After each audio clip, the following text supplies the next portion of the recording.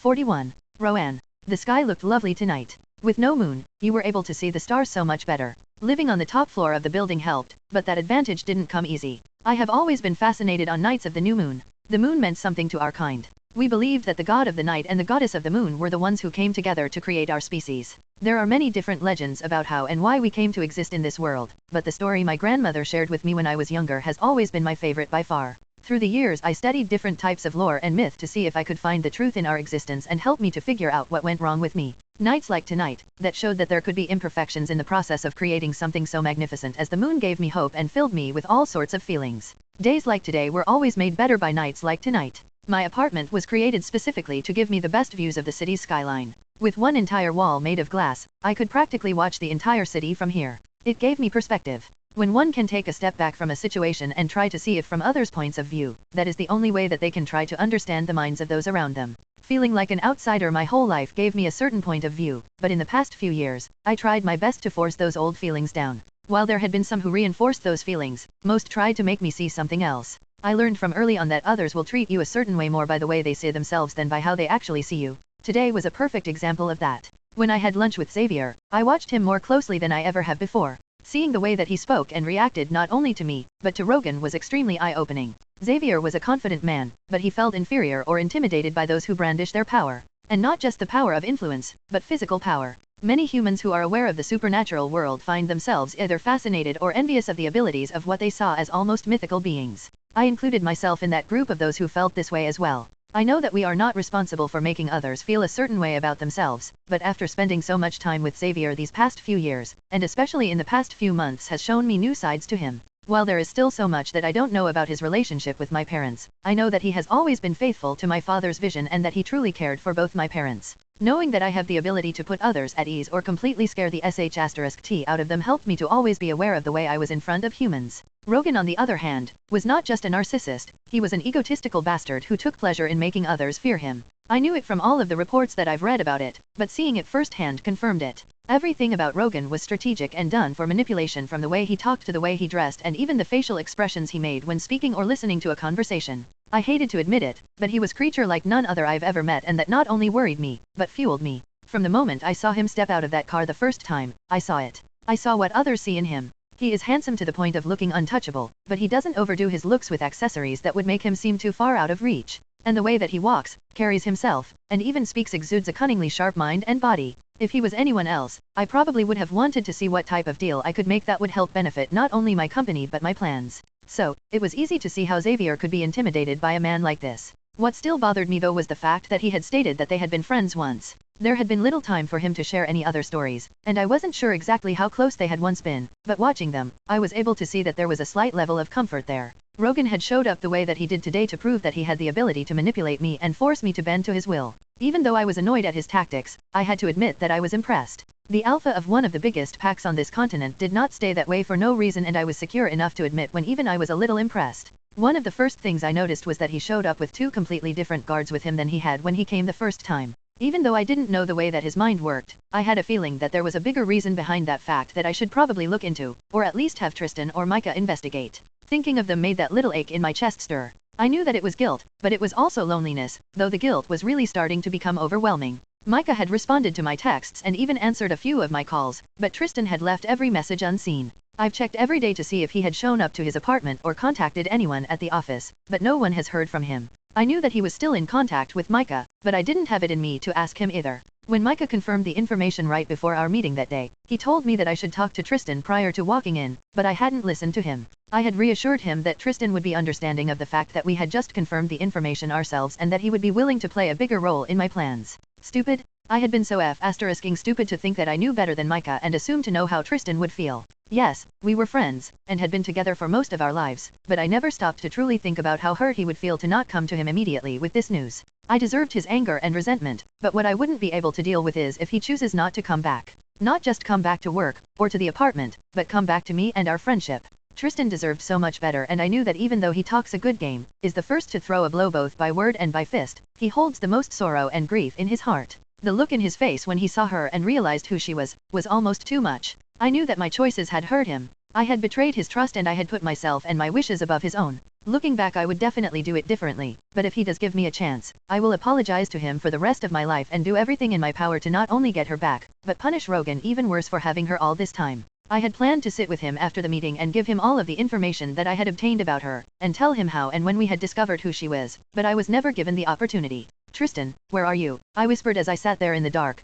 drinking my beer, and just watching the world from my window. When my phone vibrated, it startled me so much that I almost dropped my drink. I had been thinking about Tristan and what I could do to possibly make up what I had done to him. When I opened the screen, I saw that it was a message from Micah, and I was already up and moving before I had finished reading the full message in its entirety. Come to my floor, Tristan is here and we need to talk. The apartment building that we lived in had 12 floors, including the 2 subterranean floors that we built specifically for Micah. No one else lived here and the 2 sub-levels consisted of his office and his living quarters. Sub-level 1 was where he lived and I took the elevator straight there. Never had I been so annoyed by the speed of the elevator, nor been so nervous to meet with my friends. I had practically ran to the elevator when I read the message, so I still had my beer in one hand, and as I looked down, I saw that I was only wearing a pair of black sweats. Chuckling to myself, I thought that maybe they might find my appearance amusing. Damn, I was really nervous. I was contemplating all of the things I should say to Tristan and which I should say first. Should I just start off by apologizing? Should I beg for forgiveness? The glass bottle in my hand creaked a bit from the pressure of my hand as I unconsciously squeezed it. Damn it, why is this stupid thing going so slow? I should have taken the *ing stairs. My hands were clammy and I could feel the moisture on the back of my neck. Gods, you'd think I was some pup about to get scolded for something. When the ding finally sounded for Micah's floor, I held my breath as the sleek steel doors slid open. Micah's apartment was far nicer than my own. He was meticulous in choosing the absolute best things to decorate his space. He spared no expense when it came to the treasures he collected. Every time I came down here, I felt like I was walking into a museum rather than an apartment, but to each their own. Micah had always seen the world differently and I knew that it was because he had been raised to learn about the history of things and appreciate origins. The moment the doors were fully opened, I saw that Micah was sitting on the long white couch he never let anyone else sit on, and Tristan was standing in the middle of the floor standing on a blanket that covered the plush carpet. I probably would have laughed looking at them right now. Micah barefoot, in shorts and a shirt, lounging on his couch with a glass of wine, watching Tristan with those vibrant eyes to make sure that he didn't drop a speck of dirt on his carpet. Tristan stood on a black throw blanket that usually laid on the back of the couch, in nothing but a pair of navy blue cut-off jeans, but upon closer inspection I could see that he was not just sweaty, but a bit dirty. Words escaped me, and once I took a step into the apartment, I just stood there like an idiot holding my beer in one hand with my mouth gaping open, and staring at them both. Well, at least one of you knows to clean up before entering my home, Micah said with soft annoyance as he brought his glass to his lips, staring directly at Tristan. I would have smiled or even laughed if it wasn't right then that Tristan snarled at him and then turned his attention at me. The look in Tristan's eyes was blazing. He looked half feral and I have never been more afraid of him than I was at this moment. We've fought many times, but never have either of us wanted to hurt the other. Looking at him like this, I knew that something happened and I needed to hear what it was and see if he would give me the opportunity to help him. If he gave me the opportunity to apologize, I would do that in between as well. Tristan didn't say anything for a long moment. I felt little prickles under my skin and I knew that my wolf was trying to tell me to be careful. If he was wary of Tristan right now, I needed to really watch my every word and move. I don't know how long we stood there watching each other until Micah finally broke the tension. If you two are done with the staring contest, can we move to the kitchen and have a conversation? I'll make something to eat. Tristan looks as if he hasn't had food in days. Letting my eyes take in his appearance, I saw what Micah meant. Tristan looked as if he had been running through the woods for days. While he didn't seem to have lost weight, he looked different. Hello. Still not speaking, he followed Micah when he stood up and walked over to the restaurant-style kitchen. Whatever you dirty, know that I will send you the bill for the cleaning, Micah called back to him stiffly. Tristan chucked his teeth softly, but I took it as a sign that I was okay to follow them. Micah went and turned the fire on before walking to grab a few steaks from the giant fridge. I made sure to sit at the far end of the bar from Tristan in case he didn't want me near him. The sounds of Micah in the kitchen were all that filled the silence for a few moments, and while I tried not to stare at Tristan, I kept sneaking glances at him every few seconds. I knew that I needed to say something, so I built up what little courage I had right now and threw caution to the wind. I'm so sorry for not telling you the second I realized who she was. Tristan's eyes shot to me so fast and all I could do was stare back. Whatever he said or did next would only be what I deserved. His eyes blazed brilliant shades of amber and gold, and it wasn't until the tears filled them that I knew I could never make this up to him. Each tear was like a dagger to my soul and I deserved each scar they would leave. He didn't hide them or stop their flow, and as they ran down his face, I saw the stain they left there. No words could ever hurt as much as the scene in front of me and knowing that I caused him such pain. Any of the stupid apologies that I thought that I would be able to give him vanished. Words could never make up for the pain I caused him. Eventually the tears slowed their trickle and I watched him compose himself, and after a deep inhale, he finally spoke. I found her. Micah and I were both staring at him now, and even though I wasn't sure what that meant, I was equally as happy as I was scared of his next words. Thankfully, Micah spoke next. And where is she now? His questions came out as curious, but I could hear the unspoken question in his words. Is she with you? Tristan grabbed one of the pure white napkins that was perfectly placed on the marble countertop and wiped his face. I heard Micah's groan as he watched him and almost laughed. When he spoke again, he looked different. More composed in a way, but also a little unhinged. There. She's still there. She's been there, at Blood Mist this entire time. Somehow he has been able to hide not just her, but her scent this whole time. Micah placed a giant stake down in front of him, then me, and I watched his face as he did so. I knew while I was trying to understand the why in this situation, Micah was puzzling out the how. My mind was running through so much information, but I suddenly recalled his first words and my words fell as quickly from my lips as they circled in my mind. What do you mean you found her? When I looked between Micah and him, I saw that Micah was less surprised than I had been, and I knew that I was missing something. Tristan, who was now tearing into his steak, spoke in between bites. I snuck onto Blood Mist Pact tonight with the help of Micah's concealment magic. He said so nonchalantly that I wasn't sure if he was serious or not, but he kept talking and I knew that what he said was absolutely true. The only reason I left her there was because I ran into Vincent and he told me that I had to leave her there for now. He said that there is a plan in place and she is currently safer there. Shocked, I couldn't keep the thoughts in my head. How did you escape?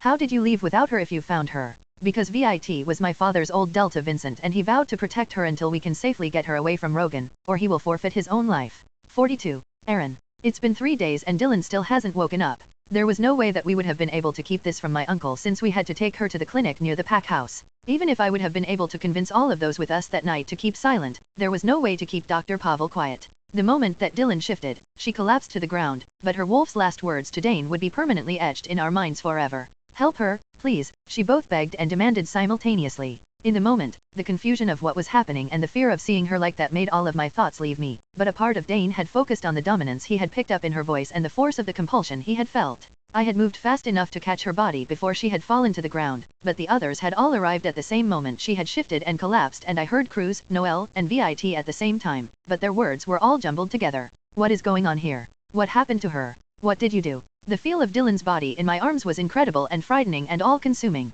She was incredibly curvy and voluptuous, and the feel of her skin against mine sent shivers through my entire body. Everywhere that flesh touched flesh seemed to prickle and send little shocks through me, and even with everything happening I could feel my length hardening. Chill the F***ck out, I silently told not just myself, but Dane as well. I could feel the others all behind where I was crouched holding her limp body, but I couldn't let them see her like this. As wolves we are used to seeing others in all different forms, and nudity was one of the things that came with the territory, but I knew that Dylan had been kept away from this for most of her life, and a part of me didn't want anyone to see her. Honestly, I didn't want to see her like this either. I mean, I did. I've dreamed of what her body would like and feel like to hold in my arms, but I would never have wished for this. Knowing how I treated her recently and how much I had hurt her, I knew that she would never want to be this vulnerable with me, like this right now. That's why I really needed to get my DCK to calm the FCK down. Since I had nothing to wrap around her body, I continued to hold her against my chest with my arms braced around her shoulders and underneath her thighs. Her head was leaning against my shoulder, but her face looked slack. I had seen her eyes close the moment that she had shifted, and the tears were still stuck in her lashes.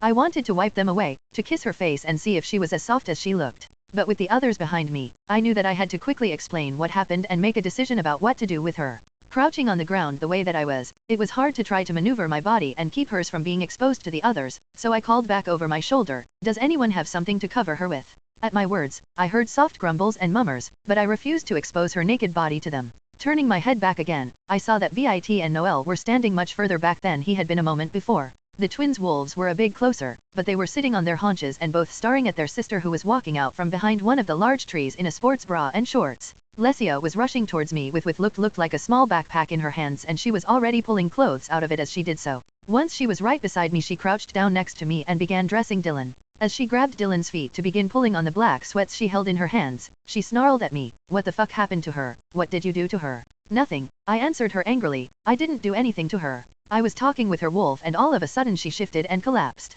I caught her before she could hit the ground. I swear." The look that Lesia was giving me as she got both of Dylan's bare feet through the pants legs was full of disbelief and distrust. "As if I'd believe anything you'd say, Aaron. Look at everything you've done to her. You think anyone would believe you?" Her words hurt, but they were the truth. It was exactly what I deserved, but I hated that this is what everyone thought of me. What I had to do to make them think of me this way. As she began to pull the pants up her beautiful alabaster legs, I couldn't help but groan as her movements jostled Dylan in my arms. "I tell you to keep it in your pants, but since you aren't wearing any," Lesia glanced over at me, "don't be a d***ck. I had no response for her, so I averted my eyes and I helped extend Dylan's legs by moving my legs and arms to give her more access to her. Keeping my gaze anywhere but on Dylan's body didn't stop the sensations from her touch. Once Lesia had the sweats fully on, she moved to Dylan's top half. The way I held her against me had her beautiful hair draped forward over her shoulders and her tresses were long enough to cover most of her breasts, but not completely. This time looking up wasn't enough. I closed my eyes and bit the inside of my lower lip hard enough to be uncomfortable but not too hard to draw blood.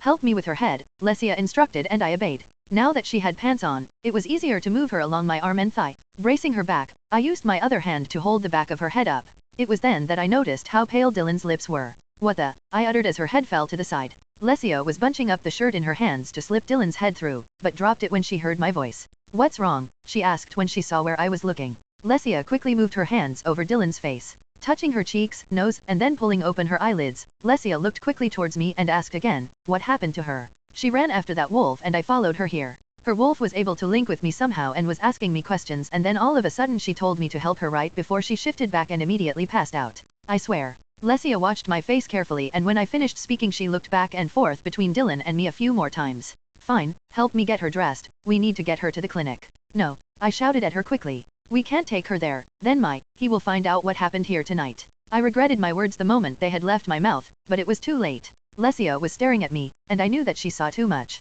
Her eyes looked over my body and I knew that she wasn't looking at me like that. She was looking at all of the burns, scars, and scabbed over wounds that hadn't fully healed yet. The moment our eyes met again, I felt the flush of heat fill my face because her eyes said it all. She knew that there was a reason why I was afraid to take her to the pack doctor, and she knew exactly who I was referring to. What if we just take her to her house and wait to see what happens there? I asked her softly, trying to hide the desperation in my voice. Lesia quickly grabbed the shirt again and was swiftly scrunching it up so that she could easily put it over Dylan's head. I helped her the best that I could, but I realized as I did so that Dylan didn't respond at all to the way that we were moving her around. Sitting her up fully, Lesia pulled the shirt completely over her torso and started to pull her arms through the sleeves of the shirt. I couldn't help her with that, but as she struggled with her arms, I saw that there was no movement from Dylan at all. Now that she was clothed, I replaced my arms around her back, and before I gripped her under her legs, I turned her head so that it was nestled against my chest. Standing, I turned to face the 4 other people here with us. Something is wrong with Dylan and we need to get her home as fast as we can. I don't want anyone knowing she was out here tonight. Noelle seemed to be nodding in agreement, but the twins were still just sitting there on the ground, just staring at me. VIT was the only one who didn't agree with me, and I didn't know if it was because he was so faithful to my uncle or because of his interaction with that guy from earlier, but it took me by surprise. No, she needs to go see the doctor if something is wrong with her, VIT stated sternly. Noelle was taken back by his response as well because he turned to look at him so fast. It would have been funny in a different situation. Even though I knew that I had little say over any kind of decisions that involved Dylan, I didn't think that any of them had the right to choose for her either. Why should we take her there? It could be that she was just exhausted or worn out and needs to rest. If we take her there, others will find out. I didn't need to tell them who I was talking about. They knew damn well that I meant my uncle, and by the looks on both of their faces, I knew that they had gotten it too. Lesia was standing next to me now, with the small backpack thrown over her shoulder. Dylan needs to be examined by the doctor, but we need to come up with a believable story to share with others about what happened tonight. VIT and Noelle were nodding in agreement, but I was still against taking her there. It didn't matter what kind of story we came up with. If Dylan woke up and didn't know the story we came up with, we'd be screwed. Aaron doesn't agree with me, but regardless of where we take her, we have to come up with a plan to figure out how to explain why we're all together and why she ended up like this. God, Lesia was not only smart, she was calculating. She would be a great asset to the guards if she chose to stay here after high school, but that was something that Harper could talk to her about. Before I had a chance to argue with her very practical point, the twins suddenly shifted. I'm sure it was due to the fact that knew that I was going to start arguing with their sister. I braced myself for their smart comments. Lesia was ready for them, and was already throwing a pair of shorts to each of them that she must have pulled quickly from her bag. Surprised that Nico was the first to talk, I just stood there and stared while he pulled the shorts on. The first things we need to figure out is who that guy was, and if there are any signs of him that can be tracked. Cruz was nodding in agreement, but also added, we also need to figure out a reason why we were all out here with Dylan. Noelle spoke up quickly. Who says that we were all out here? Whatever story that we come up with doesn't have to include VIT or myself. I'm actually a very old man and my memory is getting very bad. I knew he was joking, but seeing as how he was trying to make the situation a bit easier for all of us was nice. VIT on the other hand seemed so odd. He was one of the least talkative and expressive people I have ever met, but something was different. Nico and Cruz had started to throw out ideas and we were all just standing there in a small little group. When Lesia finally spoke out, I get that we're all trying to figure this out, but Aaron, can you please put some clothes on? VIT and Cruz both quickly walked forward with their arms out to take Dylan from me, but I immediately took a step back. I don't have anything to wear. I hadn't been prepared to shift and didn't bring any shorts. The laughter Nico let out seemed to echo through the trees. Lesia's right, Cruz said. Regardless of where we take her, everyone will be suspicious if you show up like that. He motioned to me with his hand and waved it up and down. Even though VIT didn't say anything, he took another step toward me and for some reason I felt the urge to snap or growl at him. He looked just as serious and somber as he always does, but there was something there that I couldn't put my finger on. Lesia was fumbling through her pack again and came up with nothing. Look, you need to go and find some clothes, but I'll let you take her all the way to her house if it makes you feel better.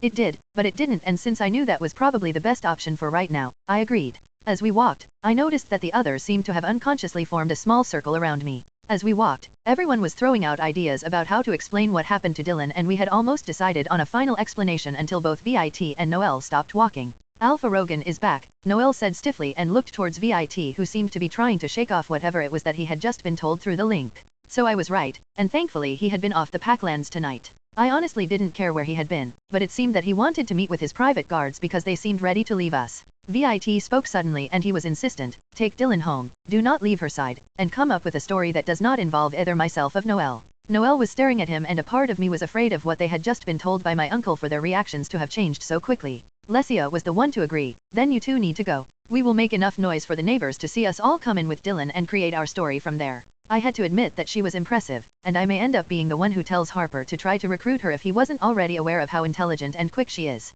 While the four of us walked, I began to pay closer attention to Dylan's body in my arms. I wasn't sure how long they might let me stay there with them and what Dylan would do if she woke up right now while I carried her. Drawing in her body closer to mine, I noticed that the tiny little shocks that I had been feeling since we put clothes on her had almost completely vanished. The air was cool outside, but I should have still been able to feel her body heat through her clothes. Practically to her house, I shifted my arm so that I could see her face, and I noticed that when her head fell back her lips had a bluish tint that hadn't previously been there. Something's wrong, I yelled to the others, and Lesia was practically pulling Dylan out of my arms so that she could inspect her herself. What do you mean, what's wrong? But before I could tell her anything, I felt Dylan's whole body go limp in my arms, and in that same moment, the last of the tingles I felt in my arms stopped. Lesia either saw or felt it too because I watched as the fear that I felt was perfectly reflected on her face. We have to take her to the clinic now, Lesia got out through the tears that had already started to fall. Damning it all, I all out sprinted towards the clinic. Dane was urging me to go faster, and I could feel the twins and their sister right behind me as I pushed myself to get her there as quickly as I could. The moment I burst through the clinic, I saw Dr. Pavel and his nurse sitting behind the little desk in the foyer. The look on the small female's face was shock, but Dr. Pavel's expression was calm the entire time he got up and walked around to where I was. Take her in there, he instructed as he pointed to a small door to his left. One of the twins was already opening the door, and I was walking in with the doctor following right behind me. Looking between the four of us, he instructed, lay her on the bed there, Aaron, and then go grab something to put on while I examine her. Miss Silvera, you stay in the room and explain the situation. The rest of you can wait outside, until I tell you otherwise. When the door closed on the three of us, I felt like I had just left a part of me inside that room. The feeling of doom fell over me, but I was greeted by the small nurse with a pair of shorts, and she led us to a small waiting area. It was here that I have been since the moment we brought her to the clinic, and here where my uncle found me today when he was finally informed by Dr. Pavel about Dylan. I prayed to the gods I had no faith in, and I asked that they let him take out whatever rage he had on me, and that they let her wake up and leave this pack as soon as she could. If they were real, I hope that for once, they will answer my prayers.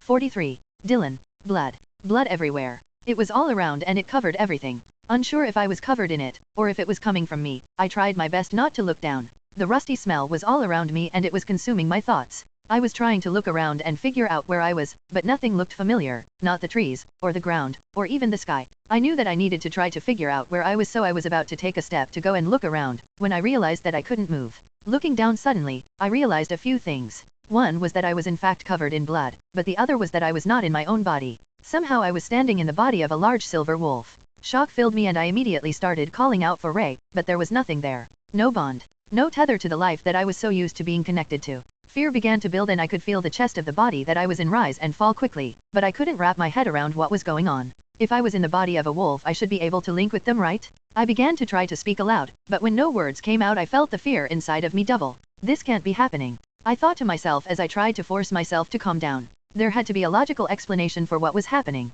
Looking around the area I stood in, I searched to see if there were any signs of someone else who might be near me that I could try to talk to, but there was no one else around. Even though the smell of the blood was so strong, I tried to use my nose to scent the area around me and see if I could pick up traces of, well, of anything. At first it was hard to get past the blood. The strong metallic scent was domineering and I was about to give up, when a cool breeze swept through the trees and I was able to pick up something else. Too bad that the new smell was hardly any better than the blood. Smoke and ash was wafting through the breeze, and with the new smell came new fears. Not only did I not know where I was, or who the hell this wolf was, but I was not able to communicate with it or make it or myself move. For a second I thought that maybe I had died and been reincarnated into another body, but wouldn't that mean that I would have been reborn as a baby or something? Gods, I really need to stop reading all of those web stories about the villains and heroines who get reborn again to have a second chance to redo their lives. I just needed to take a step back, figuratively, since I couldn't move, and try to figure out what was going on. What was the last thing that I remembered? Odd that no matter how hard I tried to think about it, I couldn't recall anything before I opened my eyes here, but I knew that I didn't belong, well, wherever I am. A part of me felt something, a little sensation that what I was thinking was right, but I just couldn't pull up any memories to go off of. Suddenly, I heard a voice, but it wasn't from around me, it was in me, like the way that Ray would speak to me when I was in my mortal form. Where are they? There, that's it. I knew of Ray and I knew that she was my wolf, but right now, in this place, I am the wolf and the voice inside of my head seemed to be my human counterpart. I was about to answer them, ask them who they were, who it was that they were searching for. Where in the gods only know we are. But, before I had the opportunity to say anything, another voice, a familiar voice, echoed through my mind, but it wasn't talking to me. I'm not sure, little one, but we can try to find them if you'd like. That voice. The way that it was speaking to the other one. It was Ray, I was sure of it, but I couldn't wrap my head around what was really happening. How is it that I knew her and nothing else? Not where I am, how I got here, where I was before this, but I know her. As soon as I finished my little rant, the other voice spoke again, and as I listened things were starting to make a bit of sense, but I was still missing some information. Can you even move, Drea? You've lost so much blood already. I don't want anything to happen to you. Even though I didn't know who this was, I could tell that they loved their wolf, and while they wanted her to go and find someone, they were afraid for her. But if this wolf is Drea, how can I be confusing her for Ray? I mean, their names did sound similar, but this wolf was silver where Ray was a dark reddish brown. There is no way that these two wolves could be one in the same. Waiting to see what this wolf would say to, I'm assuming to be their human, I noticed that what I had thought were my own actions and observations were not. When the wolf moved her head and looked to the side, I hadn't thought it, or even considered to will her to move. As Drea answered, I felt her stand to her feet and reply, you are my main concern, and they are yours. We need to find them and see what is left. It was so odd that I could see, hear, feel, and smell everything, but this wolf and her human could neither hear me or speak to me. If this was a dream, this was probably one of the absolute weirdest and most vivid dreams that I've ever had. Now nightmares, those were another story. The nightmares that plagued me were as intense as the movies that were supposed to represent the All Hallows Eve, and those were almost as gruesome. As soon as the wolf started to move, I noticed immediately that there was something really wrong with her. There was a significant limp that was so noticeable, and I knew that if they had to walk like that, then they must be in incredible pain. The voice came through again and I received immediate confirmation of my previous thoughts. Drea, please. I can feel how badly you are wounded. Do not push yourself much further. I cannot lose you to, she told her wolf, and the agony in her voice was almost too much for me to bear hearing. What had happened here? Where are they? With no way to ask them, I knew that my only choice was to wait and see how this was going to play out. The wolf Drea was panting roughly, and though she still stood on all fours, I wasn't sure if she was even able to go any further. All of that blood must have been from her as I had originally thought. But, if that much blood had come from her, how was she still moving? Better yet, who had done this to her? Gods, how I wish that I could just ask them what the hell was going on. Anitsa, I will do all that I can to find them for you, but I have to tell you, you do not have much time left. I'm so sorry, I should have forced a shift sooner. The sorrow and despair that this woman, Anitsa, felt was filling me. I could feel them. Both of them. I was inside this wolf and somehow had the ability to feel them both. Pain, despair, sorrow, regret. All of those feelings were so overwhelming, but I knew that it was coming from both of them. Gods, if this woman was the one who had been wounded, and this was her blood and not the wolf Drea's blood, then she was right. The human may not have much time left. How? The woman said with a chuckle that I knew didn't stem from happiness or joy. Can you blame yourself when I couldn't even reach you? The poison had done something to break our bond, and there is nothing you could have done, Drea. Somehow a part of me knew that a human could live without their wolf. It would be painful, but it was possible. I had no clue though if a wolf would survive without their human counterpart. We were bonded by the gods. Our perfect match, the piece that not only fit, but complemented our soul. That is what our wolves were to those of us who were blessed with this ability. The bond that we shared with our wolves benefited us both. As humans we could get strength and energy from our wolves, and they in turn were able to communicate and live in a world outside of that of an animal. Our bonds brought so much more than just strength though. Our bonds were those of love, companionship, and a connection that you shared with no other in the whole world. It seems like the more information that I was getting, the more confused I was about the situation I had somehow found myself in. We never should have trusted him, Drea growled. This is all his fault?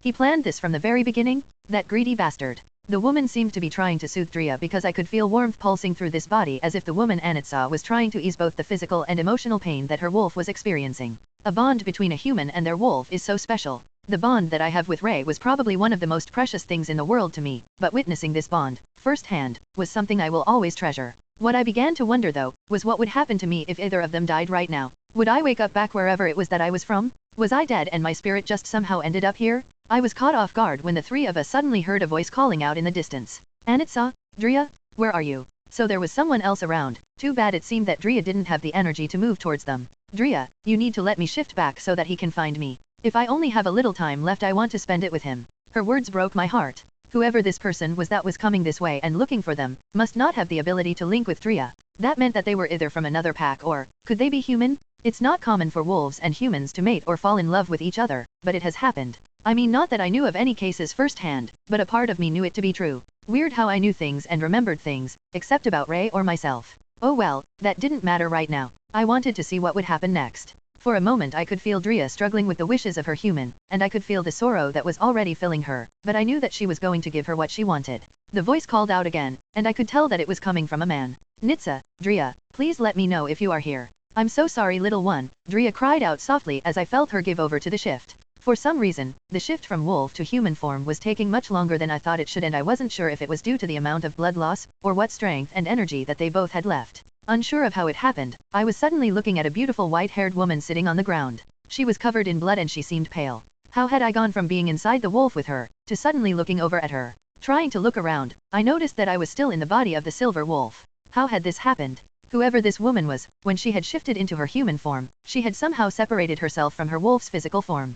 I could hear Drea's thoughts and feel her despair, but even though she regretted everything that was happening, she knew that this is what her human had wanted. She sat sitting a ways away from her next to a tree and watched the woman struggle for a moment. Drea contemplated going over to her and helping her, but just as soon as the thought entered her head, the woman shot a look in her direction. No, she mouthed to her while she shook her head softly. Anitsa smiled at her and for a moment, with tears filling her dark blue eyes, my heart felt like I couldn't take this anymore, but then she turned her head away and called out, I'm here Gideon. Nitsa, tell me where you are. The voice called to her more urgently now that he had heard her. I'm here Gideon, follow my voice. Gods, her voice was just as beautiful as she was, and even though all of the blood I could see that she was gorgeous. She looked like a fairytale goddess. Loud and clumsy footfalls were starting to come closer and Drea just sat there and continued to watch her human as she sat waiting for the person who was obviously headed in this direction, to find her. Other noises were starting to fill the air. It sounded like alarms or sirens of some kind and they sounded either muffled or very far off. The smells of blood and smoke, and earth were the only things that I could scent, but I still had no idea where we were. In less than a minute a tall blonde-haired man stumbled through the trees. He corrected himself quickly and when his eyes landed on the woman a few yards ahead of him, he sprinted for her. Nitsa? Goodness, I didn't think that I would find you, I thought that he had killed you. The moment the last of his words were out, he immediately started to cry because I was sure that realization had probably started to set in. Even though she was still alive, he could see how much blood was all over her and even he could tell that she probably didn't have much time left. No, he yelled as he reached her and wrapped his arms around her. You're gonna be alright. I'll get help. Someone can come and help you. I just need you to hold on a bit longer. From where we stood, I couldn't see the man's face, but I could see hers and while there was no fear, there was also no hope there. Slowly, she raised one hand up and brushed it along his back. It seemed as if each stroke of her hand across his back wrenched more sobs and tears from him and she seemed to be trying to soothe and comfort him now. You found me Gideon. We are here, together, and we have this time together. It's more than what I could have asked for, she whispered to him as she continued touching him as best she could. The blonde man pushed himself back slowly, but didn't remove his hands from her shoulders. How can you say that? We still have something to live for, he said through soft sobs. Anitsa smiled up at him, and she rubbed that same hand that had been on his back, across his cheek. Gavin is gone, and Gabriel, he will be safe. I can leave to be with him as long as I know you will keep Gabriel safe. Her words seemed to hurt him further. I cannot live in a world that you no longer exist in. You are the part of my soul I never knew was missing. You are the best parts of me. Leaning in, they kissed each other so passionately that I wished there was something I could do to help them, but as I watched them embracing each other, something else came into the little space that they were sitting in. A large black wolf was slinking towards them and when Drea saw him, she tried her best to move forward, but she had no strength left, so she let out a soft howl. Both figures turned first towards Drea, then in the opposite direction to the approaching figure. The wolf was massive, and if its jet black coloring wasn't ominous enough, the soft growls and snarls it was making made it seem terrifying. The man tried to block the woman with his body, and though he was yelling obscenities at the wolf, it was clear that he was shaking even from over here. Drea seemed so desperate to move, but the separation from her human had taken what little strength she had. The woman Anitsa spoke to the wolf over the man's shoulder. I'm already dying, what more do you want from me? Just let us have this moment alone, you monster. The massive wolf seemed to enjoy her words because it appeared to be grinning, but just as quickly as it had appeared, it suddenly launched itself at them. No match for him, the wolf took down the blonde man, Gideon, so quickly that if I would have blinked, I would have missed how he snapped his neck. A scream of pure pain came from the woman as she watched on in horror, but just as the wolf threw the now limp body to the side, the woman, Anitsa, lifted her other hand and pressed something shiny and glittery to her chest. The wolf saw a bit too late, and before he could knock her hand away from her, she smiled up at him and pressed the blade deep into her chest. I watched on as she crawled forward slightly and laid her body over the now still blonde man. Whatever the black wolf wanted, he must not have gotten because he let out a loud growl that sounded almost like a roar, and turned to run back into the woods. Unable to fully grasp everything that I just witnessed, I hadn't noticed, when the voice of Drea called out to me. It wasn't until she repeated her words, that I realized that she had truly spoke to me. Remember what you have seen here, little one, and remember that you are not alone. Her words were for me. I knew it because there was no other living thing around us, and before I had an opportunity to ask her anything, everything faded away into nothingness. 44. Dylan. I knew that I was awake, but I was not moving and I wasn't able to see anything. Breathing felt odd too, like if it wasn't easy to pull the air in my lungs or push it back out. Scenting the air didn't give me anything either because it smelled stale and held a stinging bleach undertone to it. Unsure if I was just coming out of a dream and if I just wasn't fully awake, or if this may be another dream, I reached out to Ray. While she didn't respond to me, I felt her there, but it was as if she was too tired or worn out to respond to me. Okay, I told myself as I tried to figure out how to either wake myself up fully, or figure out what was going on. Flexing my fingers and toes would be an easy way to determine if I was in that weird half-sleep half-awake state. As my toes moved, I felt that there was something sitting atop my bare feet. It was soft and cool to the touch, so I figured that it must be a sheet or something. If that was the case, then I must have fallen asleep and I was just in bed. Moving my fingertips, I brushed them against something covered in a thick cotton-like material, and when I pushed my thumb down, the structure was thick and didn't give. Okay, so then I was laying on something, but it was much harder than my old mattress, so I wasn't in my own bed. That made sense since the smells around me were nothing I would have found in my house. Checking off in my head what I knew was like making an internal list to try to determine what was happening. I was awake. I could hear, smell, touch, but not see. I was laying down on something. I was not in my own home. Ray was with me, but couldn't speak to me. Well, I'm not exactly sure if these things were supposed to make me feel better or worse, but I was proud of myself for determining this much in such a short amount of time. Trying to open my eyes was proving too much, and I could feel my heart race as I began to panic a bit when it didn't work. As soon as I realized that I was starting to panic, I heard a loud beeping sound from somewhere near me. Focusing on the beeping, I realized that it was getting louder for a moment, then slowed as my beating heart did. There were other sounds that I was starting to pick up and they were getting closer. Soft but quick footsteps, hushed voices, and then the sound of a door opening. Both, the sound of the voices, and the footsteps increased in volume and multiplied in their numbers almost immediately. What's going on? A male voice called out. Is she okay? Another male said.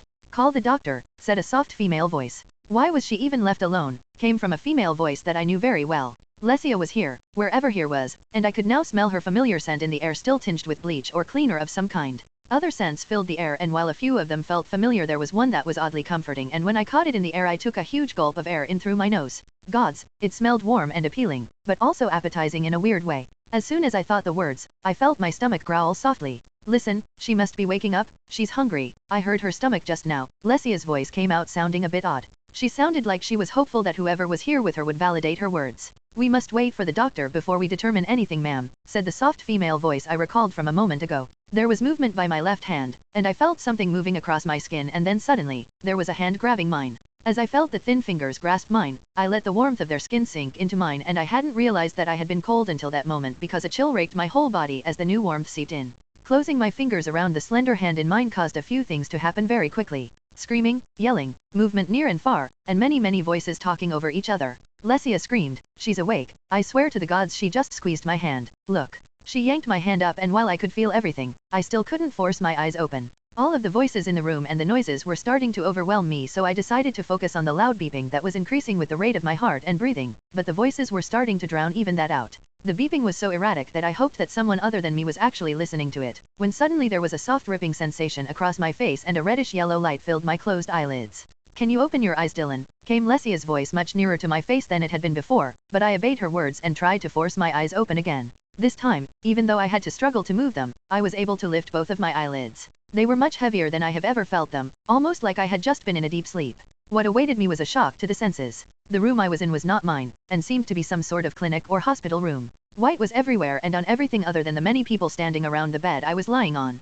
Lesia was on my left side still holding my hand. There was a petite woman, in white standing near the foot of my bed. The twins stood right behind the strange woman. To my surprise, VIT stood in the room near the wall, and Aaron stood right beside him. When our eyes met, I felt so many emotions at once, and I not only felt my heart rate speed up, but the damn machine that was on the side of the bed began to beep loudly. As his eyes turned quickly to the machine, along with all of the others, I turned to look at Lesia. Opening my mouth to ask her something made me realize that there was something over my nose and mouth. Taking my right hand, I reach up to touch my face, and realized that my limb felt heavy. What is wrong with me? I thought quickly, but Ray didn't answer me like I expected. The slow movement of my hand was watched by all, and I felt a little self-conscious. Looking over at my hand, and then at Lesia, she quickly spoke, "It's okay Dylan, you have an oxygen mask on that was helping you breathe."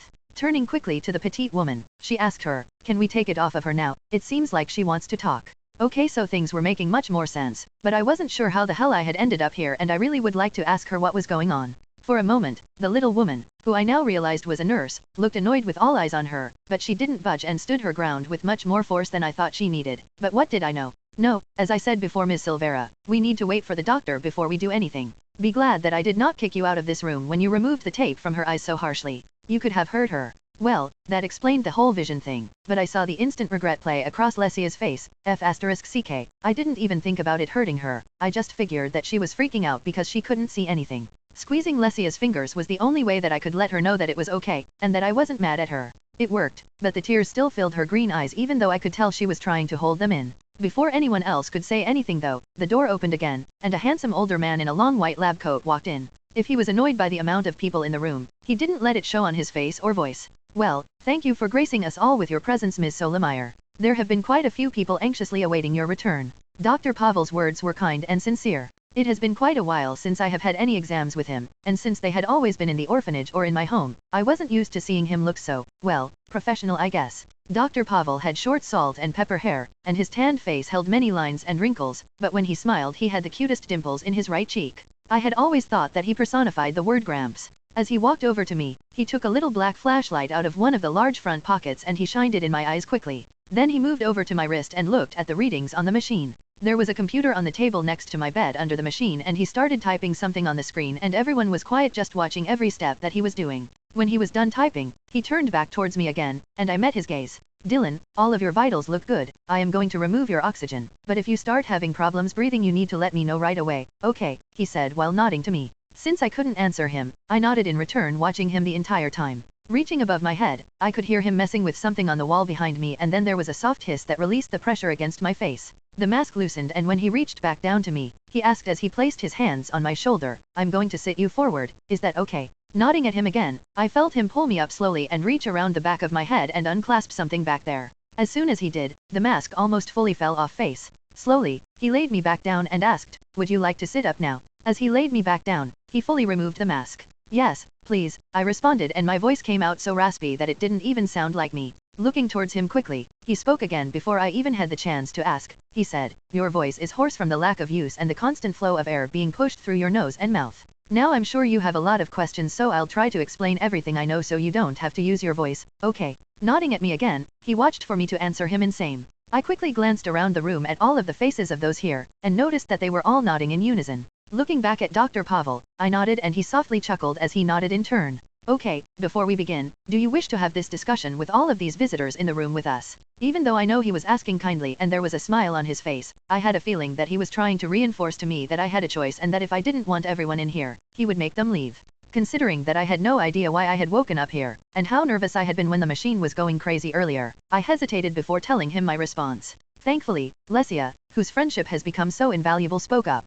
"Don't make her say it. Everyone needs to leave and give her a moment alone with the doctor." Squeezing her hand quickly, I held tight to it, and I hoped that she would pick up on the fact that I wanted everyone but her to leave. Dr. Pavel had grabbed a small stool from the corner of the room and was rolling it up to the side of my bed for him to sit on, and he watched as everyone started to file out of the room. None of the others seemed angry with Lesia's words, but I actively avoided Aaron's gaze before he walked out the door, and I could feel his eyes watching me until the door closed. "I assume that you wish for Ms. Silvera to stay with you," he asked me as he looked towards her, acknowledging our clasped hands. Choosing to answer with a nod, I looked towards her, and then back at him. Adjusting his coat and himself on the stool, he pressed a button to raise the head of the bed I was laying on, and when he assumed I was comfortable, he spoke again. "Okay, let's begin from the very beginning, and then if there is anything that Ms. Silvera thinks I'm missing she can jump in and fill in the pieces." "Okay." Both Lesia and I were nodding at each other and then at him.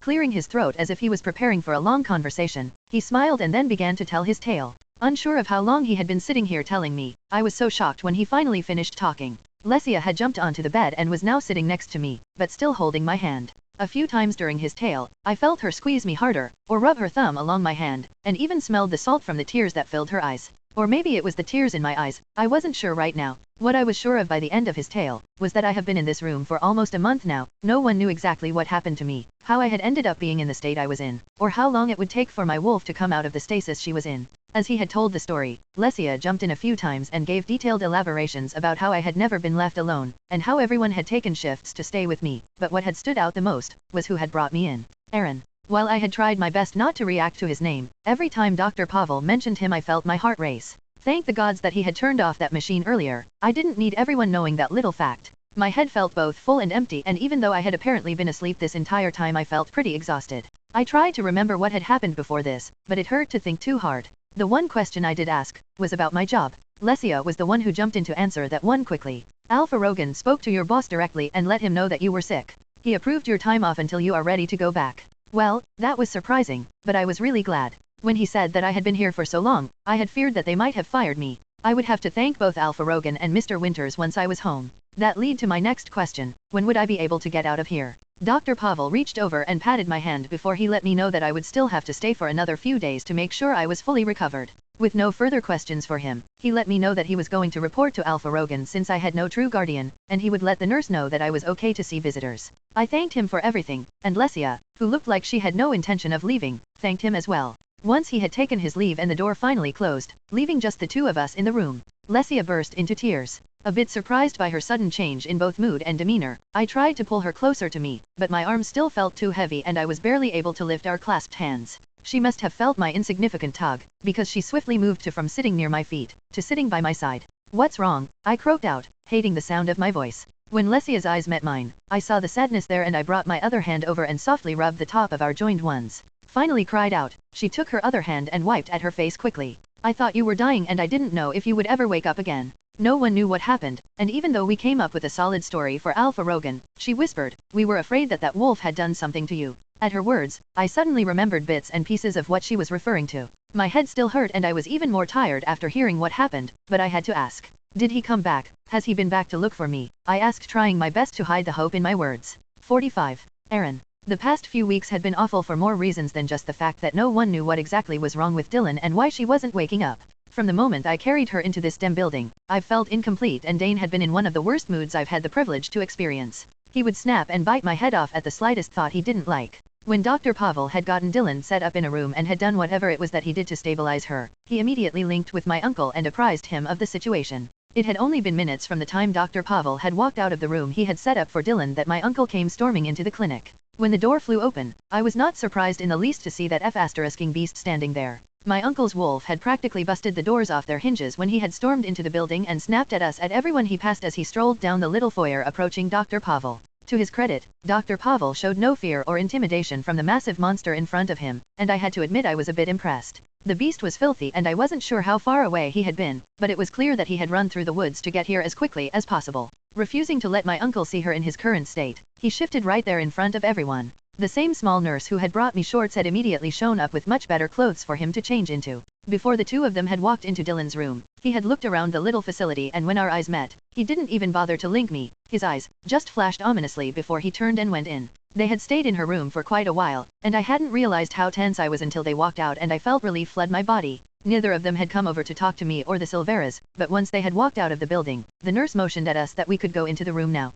Lesia practically flew out of her seat, but the twins had waited and let her go in alone. I also sat there watching her and when I heard Cruz's voice in my head I knew that they had planned this. The two of them wanted to give Lesia time to see Dylan alone, but they also wanted to talk to me in private. Figuring that it would be easier to comply with them, I stayed sitting there with them. Cruz was the first to speak and I knew that he wanted Nico to hear our conversation. What happened before we got there? He asked softly so that the nurse at the little desk didn't hear us. All three of us glanced at her at the same time, and Dane cursed at our inability to be conspicuous. I didn't know her by sight, but she seemed like a kind woman because she suddenly flicked a switch that sent soft music flowing through a speaker system. Thank the gods someone in this place has a brain, Dane muttered, and I really wished he would go back to ignoring me like he usually did. With the music playing, it was harder to hear our little conversation, but they still moved in closer to me to have our little discussion. I knew that I didn't owe them anything. They were no one to Dylan except her friend's little brothers, but I wanted them to trust me and the way that I felt about Dylan. Cruz and I had already talked about the way that I felt about her, and while I hadn't told him everything, he knew enough.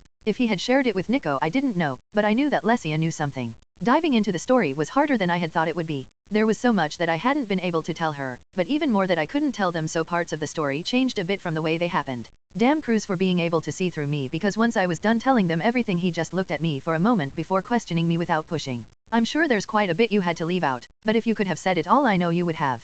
They knew it all now, so I sat there just waiting for their move. I saw the shimmers in their eyes and I knew that they were talking to each other, but it didn't bother me. Sitting back in my chair, I waited and wondered what it must be like to not only have a sibling, but to have a twin. I hadn't realized how much I envied them until this moment. Nico was the one who stood first. Lesia is asking why we're taking so long, he said as he started walking towards Dylan's room. I stood and followed him, and I felt Dane urging me to hurry up and go to her. His desire to be near her was greater than mine, and I might have laughed in any other situation. The moment I walked into the room, I was floored at what I saw before my eyes. The room was cool and dark, and there was a small light on that was coming from a lamp that hung neatly above the head of the bed that Dylan laid on. Machines and monitors were all around her, and they were all connected to different parts of her body. What happened to her? Had I done this? Had that wolf done this to her? Those questions were running through my mind, and I couldn't move any closer to the bed. Her eyes were closed and her hair was strewn on the white pillow under her head. Even though the machines were freaky looking, I knew that the noises they made meant that she was alive, and that was the only thing that brought me a semblance of comfort. Lesia was beside her and she was holding her hand with both of hers, and she was whispering to her softly.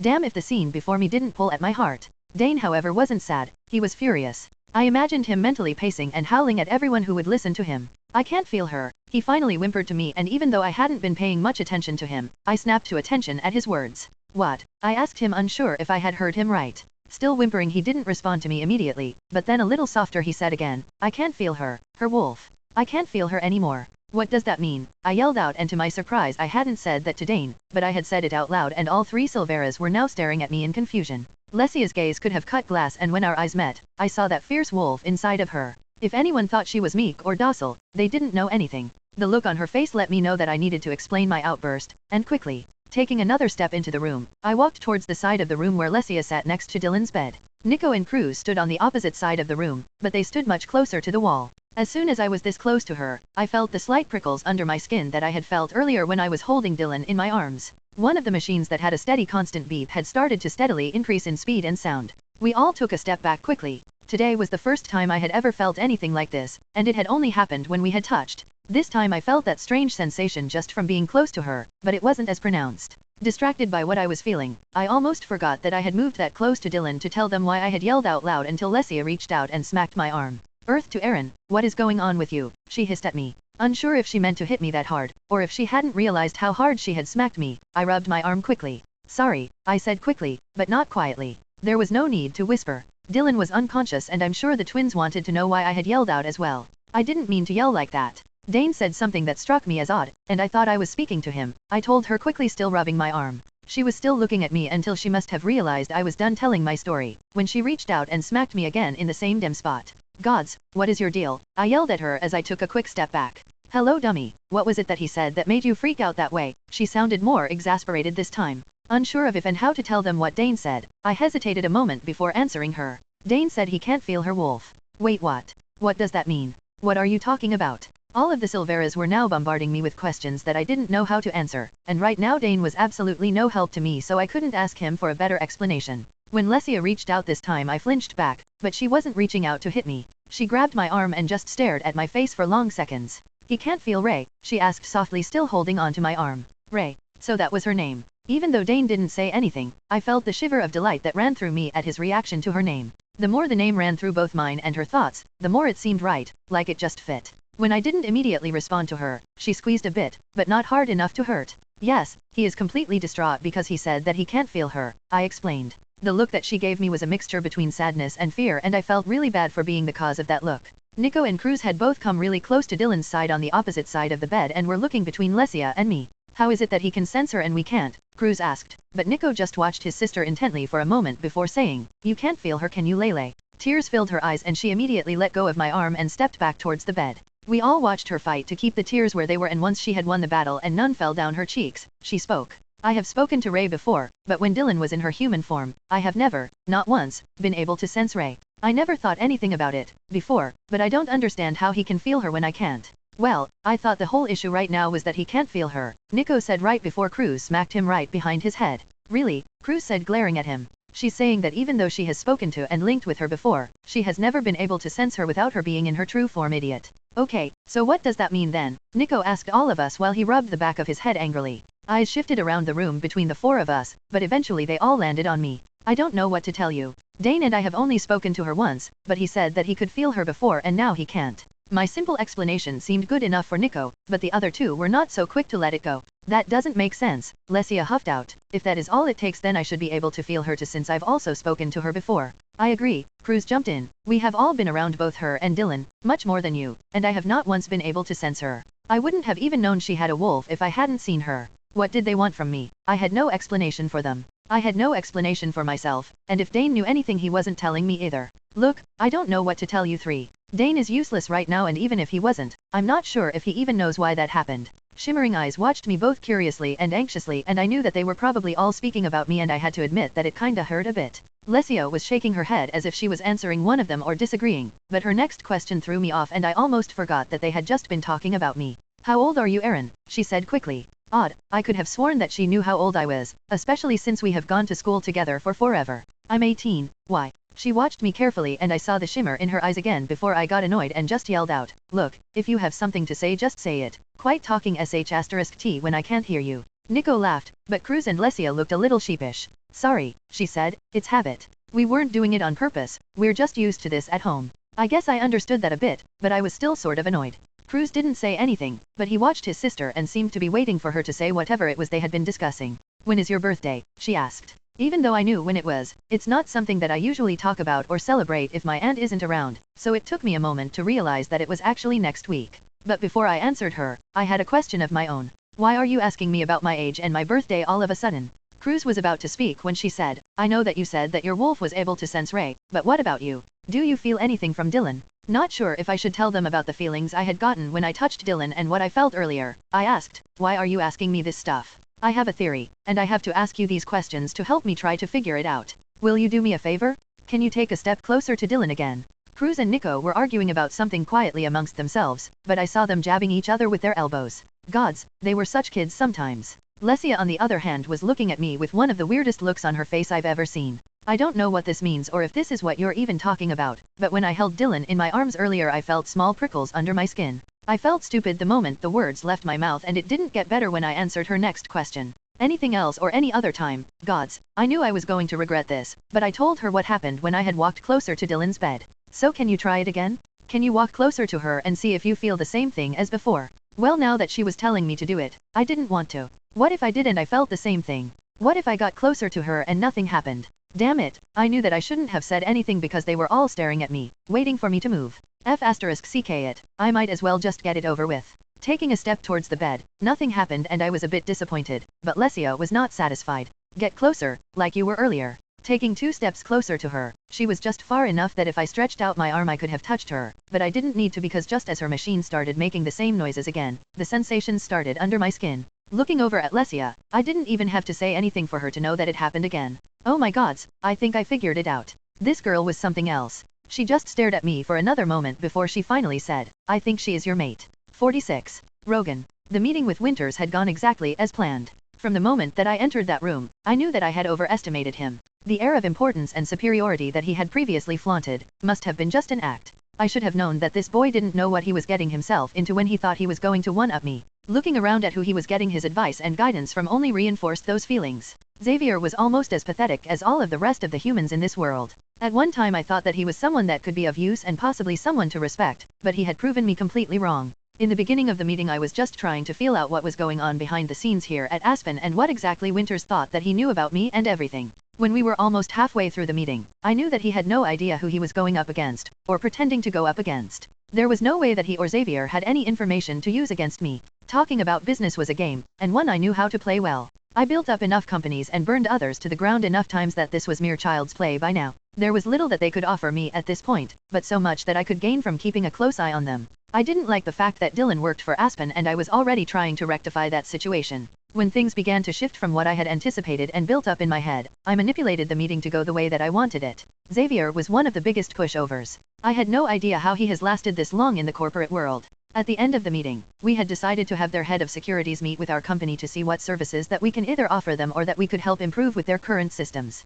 Being in that building always set me on edge but also ignited that secret desire inside of me that I always had to keep out of sight, but when I walked out of there earlier tonight it almost boiled over. When I had gotten into the car, I wasn't sure if it was me or Zane who couldn't sit still, but regardless, I chose to let him loose and run back to the Packlands. Since no one knew of our wolves, I had to wait until we were just outside the city to shift. I told the driver to head back and that I would meet them back there when I was done. There would be no one waiting on me tonight, so I knew that I had plenty of time to let Zane get it out of our system. In my hurry to get out of the car, I forgot to grab my go bag and Zane had accidentally shifted without giving me enough time to take off my suit. Sorry, he chuckled haughtily to me. The bastard knew that he wasn't sorry, but what could I do now? What's done is done. He must have been more excited from the meeting than even I realized, because the second his paws touched the ground, he was off. As he ran, I let his thoughts fill me and fuel me. I didn't even question where we were going because I was done being in control for the moment. Running the pack and the businesses was fine, but sometimes I wanted to be free like this. Zane knew better than anyone what drove me and the things that I wanted out of this life, and I knew what he wanted.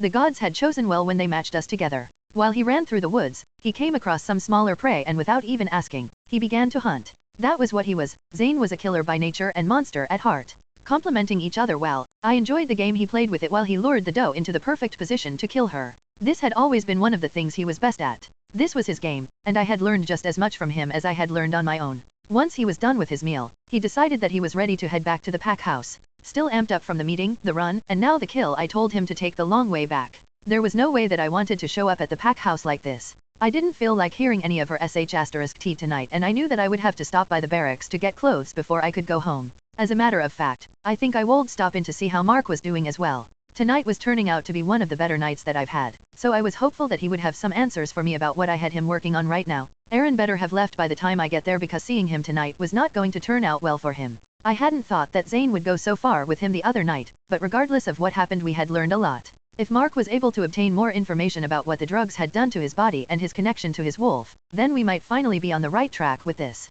The boy is weak, and so is his wolf, Zane muttered to me while he ran towards the northern gate. There was no point in arguing with him about what the boy and his wolf were or were not. The fact of the matter was that they were useful to us right now, and as long as that was still a factor, we still had to keep them alive. Besides, no one knew anything about him other than the fact that he was my nephew. When his mother had finally gone off and killed herself, I was both sad and glad that it was finally over and done with, but I resented the fact that she had left that little bastard with me. Having him around all of the time had proved useful, but as he grew older and larger, Zane began to resent him more and more.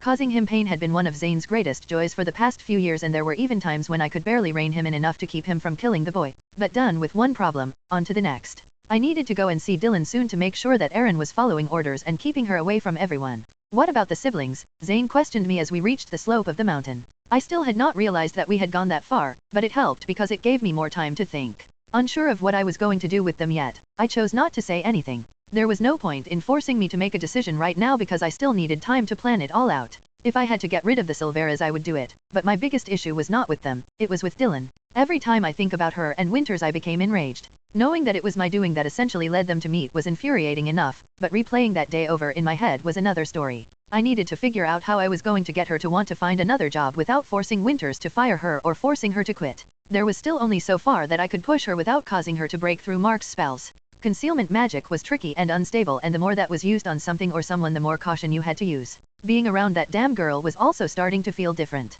I could sense Zane's growing desire every time that we were near her, and I needed him to keep it together. This girl was not some plaything that he could have at his leisure like all the others I let him have before. None of those women were of any concern to me, and once he was done with them, we discarded their bodies over the mountain. Dylan was not for him, and I had already made that damn clear, but the desire to touch her was happening far too often lately. Especially that day. I had not only touched her, but I almost killed Winters on the spot the moment he did as well. Once I was done with Dylan and I had gotten everything that I needed from her and that wolf, I knew that I would have to make a decision about what to do with her after that. As we ran through the trees and headed towards the perimeter of the Packlands, Zane slowed his pace dramatically. What is it? I asked him, annoyed that he was choosing to waste more time out here. I had already let him have his run and his fun. I had things to do tonight before heading home, and I wasn't in the mood to dally out here forever. But when he began to sniff around the area, I thought for a moment that someone had come again. I assured myself that if something had happened, I would have been notified by now. I thought I picked up the scent of magic, but I can't seem to find it, Zane grumbled as he continued to walk around the little area near the foot of the mountain on our side. Nothing seemed out of the ordinary, and I couldn't pick up anything suspicious. I think you're hoping for something, I teased him as he continued to walk in different circles. When he was satisfied that there was truly nothing there, we ran to the guard post. Harper was already there and he had clothes for me. Your driver informed us of your run earlier and I had a feeling you'd be coming through here tonight. Harper was an excellent beta and sometimes he was too smart for his own good. Zane acknowledged him with a nod of his head and we were walking beside him on our way to the barracks. Giving me a rundown of the patrol reports and the things that happened tonight while I was gone, Harper led the entire conversation while I stayed in this form. I was about to shift so that I could talk to him about my meeting with Winters when I was linked by Preston. Dr. Pavel hardly ever linked with me unless it had something to do with Dylan, and the moment that he told me what was going on at the clinic I bolted off in that direction. Not bothering to tell Harper anything, I urged Zane to get there as fast as he could. Why the F***ck had he taken her to the clinic? Zane asked angrily. No, the better question was why he was even with her tonight, but I was in no mood to argue with him or anybody else right now. If Dr. Pavel found out that there were spells on Dylan or if any of them were breaking while she was in his care, I had no way of getting Mark to her to put them back on. What the F***ck was I going to do? Sneak her out of the hospital, or sneak him in? That stupid boy really does know how to royally F***ck up my plans, doesn't he? Preston hadn't gone over everything over the phone, but he had insisted that I get there as quickly as I could. I realized now that I should have at least thought about taking the clothes from Harper before rushing over here. Too many thoughts were going through my head, and as I neared the clinic I finally remembered that I needed to get Noelle and VIT to meet me at the clinic once I found out what was going on.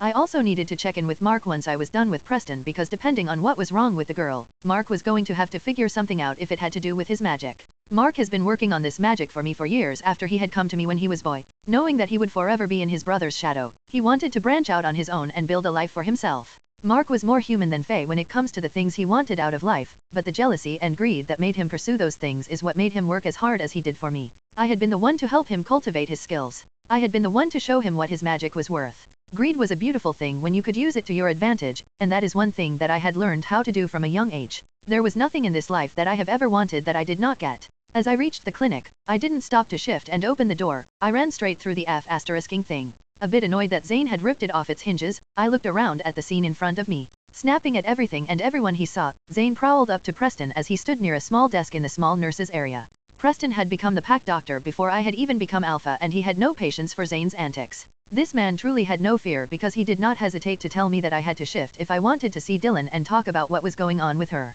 I shifted right there in front of everyone, and one of Preston's little nurses immediately handed me some clothes. Quickly putting them on, I told him as sarcastically as I could, "Do you deem me presentable enough to speak to now?" Preston led me to a room off to the right of the little clinic, and I felt eyes watching us. Turning to look around the little clinic, I caught sight of the boy and I could feel Zane's fury at seeing his face. I had nothing to say to him right now, but depending on what the good doctor shared with me might definitely change that, and I met his gaze for a brief moment before going into the room. The moment the door closed, I turned to see that Preston had walked over to the small bed that Dylan was lying on, and she was obviously unconscious. There was all kinds of monitors around her, and I felt rage swell up inside me. How the hell had I managed to get her this close to the point of being useful, and now this was happening? I looked around at all the machines, but I had no idea what they were for.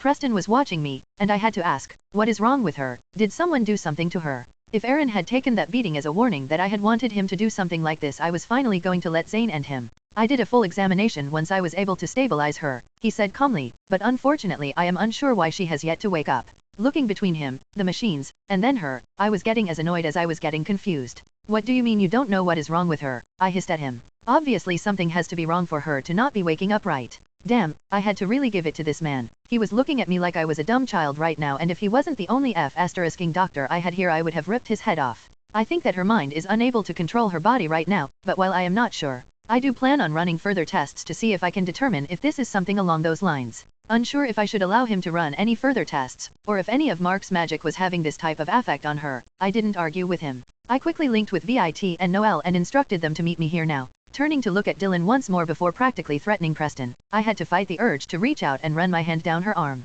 The moment anything changes, I will be the first you call. Preston and I went over everything that had happened from the moment Dylan was brought into the clinic up until I had come in the doors, and once we were done, he walked me completely out of the building. VIT was already there waiting by a tree, and Noelle was just behind him in his wolf form. Informing them that we were going to Mark's lab, I quickly took off the shorts I knew I would need in a moment and shifted. Picking up the shorts in his mouth, Zane took off toward Mark's. "What about the boy?" he asked annoyed. I didn't have time to deal with him right now. From what Preston said, he hadn't had anything to do with this, so he was in the clear. I needed to talk to Mark and find out what we would need to do if any of the concealment magic faded or wore off and how soon we would know. That was all I was concerned about right now and all he should be worried about as well. 47. Dylan. Lesia was finally asleep and I watched her as she lay there in the recliner next to my bed. We had stayed up late into the night talking and the nurse, who I learned was named Casey, was really sweet.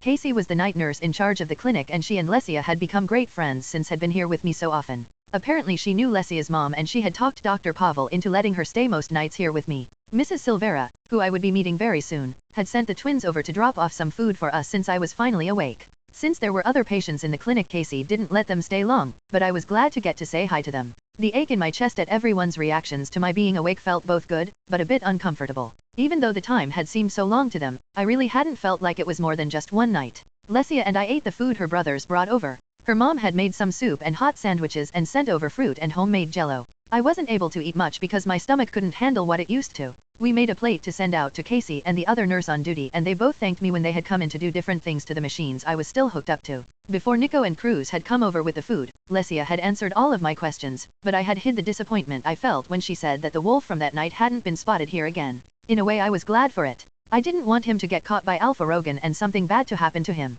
But, I was also genuinely disappointed in the fact that he might not know what happened to me. We talked about all of the things going on at school and she even had notes from my teachers along with packets for me to work on to get caught up. School would be over soon and I was glad for it. It meant that I would be able to work full-time and maybe even enroll in an online college. Planning for the future was something that I never used to look forward to, but I somehow had a slight shift in perspective and was oddly looking forward to what might happen after school was over. Lesia had brought my phone for me and Casey had helped me get out of bed and take a shower when I was done eating. It had been harder than I would have thought. If hearing how long I had been essentially asleep for from everyone was unbelievable, the way that my body moved, or didn't move, totally convinced me. When Casey helped me get undressed, I had glanced in the mirror swiftly before stepping into the shower. My body had lost some mass and I looked thin and a bit gaunt. It was hard to see the changes in my body, especially since I still had not been able to speak to Ray since I woke up earlier. Having someone see me so vulnerable wasn't easy either, but Casey was a saint. She talked about all kinds of things from flowers to desserts, and everything in between. By the time I was done and she was helping me into the pajamas that Lesia had brought for me, I was completely comfortable. I had talked Lesia into laying next to me while we watched a movie and I continued to ask her different kinds of questions. There was still so much that was coming back to me that I wasn't sure of and things that were popping into my head that didn't fully make sense. Those things I didn't ask about just yet. Lesia was fully asleep before the first movie was over and Casey came into the room. She gently helped her into the recliner. We both laughed when Lesia let out the funniest snort before falling back to sleep. That girl can sleep. I don't think a thunderstorm would wake her up, Casey had joked when she had gotten Lesia all settled and was helping me up to use the restroom again. I finished the first movie and was about to start on the second one when I heard a soft noise outside the window. At first I didn't think anything of it, but when the sound got louder, I turned to see a dark figure standing outside. About to scream for Casey or the other nurse, the curtain moved and I realized that I recognized the figure on the other side of the glass. Not that knowing who was outside made it any better, but at least I didn't start screaming. When they caught me looking at them they froze for a moment before signaling me with a finger over their lips to keep quiet. I turned the volume up a bit on the TV and watched as they opened the window easily. Amazed at the lack of sound and the ease at which it opened, I was amazed, but also concerned that it hadn't been locked in the first place. When he easily slipped into the window, I watched him turn to close it, close the curtains, and walk straight to the light and dim it. Either he was good at breaking into rooms or he had done this here before. Still unsure what he was doing here and what he had wanted, I waited while he moved around the room. There was a stool that Dr. Pavel had sat on earlier that he quietly moved across the room. He pointed at the stool, then himself, and nodded. It was funny how he seemed to be asking if it was okay for him to sit on it when he had just broken into my room. Not once had I stopped watching him and I could feel my heart racing, but I stayed quiet because I knew that he was probably going to tell me why he was here eventually. Looking at him up and down, I saw that he was dressed in all black from head to toe and that he even had a black beanie covering his head. Yeah, he has definitely done this before. As he sat down on the stool, which was close enough for us to whisper to each other, it was not as close as it could be. He sat there for a few seconds and just looked at me. For a moment I remembered how different I had looked to myself and began to feel a little self-conscious, but then he finally spoke. Honestly, he hasn't spoken to me much so his voice wasn't one that I was really familiar with, but I was shocked by the first things that came out of his mouth. I'm sorry to bother you, but I heard that you were awake and I needed to come and see you before he showed up. VIT's hazel eyes looked darker now than they had on other occasions, but I wasn't sure since he had darkened the room so much that it was hard to tell. The smell of grass and night lingered on VIT and I inhaled the smell. I love to be outside at night and I hadn't realized how much I missed its scent. He was watching me intently and for some reason I wasn't afraid of him. Wanted to know if the he that he was referring to was Alpha Rogan and if he had come here to do something. A shiver ran down my spine and I felt a warm sensation from Ray, but still I couldn't hear her voice. quickly reaching out his hand as if he saw my shiver, but then stopping just short of touching my hand with his own. He slowly pulled his back and grasped it with the other one. Needing to know who he was talking about, I asked, "Please do not apologize, unless you know what he is coming for. Does he plan to punish me for what happened that night?" It was hard to hide the fear in my voice, but I thought I did a good job. For as long as I remember, VIT had been one of Alpha Rogan's most trusted guards, and while I had thought that he was a kind man, he was loyal above all else. His eyes watched my every move and every reaction, and I knew that he was judging how to tell me whatever it is that he had come here to tell me. In all the questions I had asked Lesia, I had completely forgotten to ask about Noel and VIT. "There is so much you do not know, and so little I am free to tell you," he said softly, but his eyes never left mine. He continued, but the long pause he took made me question why he phrased his wording that way. "Before coming here, I served in another pack, and the man you saw the other night was from there as well." He seemed to strain his neck in an odd way that seemed as if he was in some sort of physical discomfort. "Blood Mist is not a safe place for you any longer, and you will need to leave soon. Many things are happening that will help you escape, but when the time comes, you will need to leave no matter what happens." Stunned by his statement, I just sat there looking at him. I didn't know VIT well, but I did recall seeing him with that man. The shock and surprise on both of their faces, their interaction, and the change in VIT's demeanor before I ran into the woods. While a part of me wanted to believe what he was saying to me, I didn't really know him, and I definitely didn't know the man, Tristan. What I did know is that if VIT said that I was no longer safe, he probably did know something about that. "Are you saying that someone is planning to hurt me if I stay here? And where would I even go? I don't have any family and my only friends live here." Listening to him say those things was hard to hear, but giving him my responses was even harder. It's all well and good for him to give me a warning, but he knew, probably better than most, that I had nowhere else to go. Jumping at the loud snore that Lesia suddenly let out, both VIT and I turned out attention towards her. Realizing that I was holding my breath as I waited to confirm that she was still asleep, I slowly let out a large sigh. "You are not alone, and when the time comes, you will have a place to go that will be safe," he said quickly as he glanced back and forth between Lesia and me a few times. Unsure of how much I should trust this man and what he was saying, I turned to look at Lesia before I asked my next question because I was sure I already knew the answer. "When you say that I will have to leave no matter what happens, are you telling me that I will have to leave alone, without anyone?" For a moment he looked amused, but he checked the smirk that had appeared on his face quickly. "I do not know the entire plan yet, but I can tell you that he nodded towards Lesia's sleeping form, "will not be able to go with you." Of course not, Lesia had family here. There was no way that she would be able to walk away from them just to come with me. I had no idea who was planning to help me leave this place and why exactly, so I didn't know where I would be going. The thought of having to leave Lesia behind filled my chest with sorrow, and I could feel the tears forming in my eyes. But sorrow wasn't the only thing that filled me in the moment. Anger, red and hot, rose in my throat and I felt the color filling my face. "What makes you think I would believe anything that you say to me right now? What proof can you possibly give me that you are trying to help me?" I saw the soft shimmer in VIT's eyes, and for a moment I was afraid that someone was trying to link with him and that he was truly here to trick me or lead me into some kind of sick trap from Alpha Rogan. VIT quickly stood from his stool and kneeled down on the ground beside my bed. I was surprised and a bit afraid by his sudden movement, but when he reached out and touched my hand, I heard his voice in my head. "I will do whatever I can to make sure that you are safe, and whatever proof I can provide you I will." From the moment I heard his voice in my head, I felt my eyes widen as I stared at him in utter confusion. No one had ever been able to link with me, and to be honest, it felt way different in this form than it had when I heard their voices through Ray. For a moment, all I could do was stare at him, and I really didn't pay attention to what he had said, but he stayed kneeling there next to me, still touching my hand. His face had started to fall a bit, and I was sure that he probably thought that it must not have worked based on my reaction. I didn't really know how this worked, but I thought his name and scrunched my eyes to try to send my words back to him. "Can you hear me?" Almost as soon as I had thought the words, I heard his soft chuckle and response, "Yes." Gods, this was unreal. Popping my eyes open, I felt my mouth follow suit in shock, and watching the small smile on his face shift into a large grin was both new and exciting. "How?" I asked out loud this time. When he replied, he did so through the link, and I figured that he would prefer to talk like this for the time being. "It seems that whatever has been keeping you here may be wearing off." Well, that was not creepy sounding in the slightest. What the hell did he mean by that? This guy really needs to work on his communication skills. Focusing again, I closed my eyes and spoke, "I don't know what you're talking about." Waiting for his response, I stayed sitting there with my eyes closed and waiting for his response, which came, but it wasn't what I was hoping for. "You don't have to close your eyes and try so hard to speak to me this way. I could not link with you a moment ago, but the second I touched you I could sense you and share a link with you." Of course I opened my eyes the moment he had said that, but I still didn't understand what he had said. I now had so many more questions for him and was trying to figure out what to ask first, but he spoke again before I could. "As I said before, there is much that I cannot tell you, but what I can I will. I do not have much time left before they come in for your final vital check and he shows up, but I will be back at the same time tomorrow night if that is okay with you." Of course, I have so many questions, I said through the link, and I felt the relief soak through it as well. Wow, that's so crazy, I said without thinking, and he responded instantly, yes, feelings can sometimes be felt through a link as well, apologies. I was about to ask him another question when we both heard what sounded like someone walking with a cart on the other side of the door. Before I could say or even think anything, VIT had moved to the window, slid it open, and was already halfway out. The curtains were still shifting softly when the door to my room slowly opened.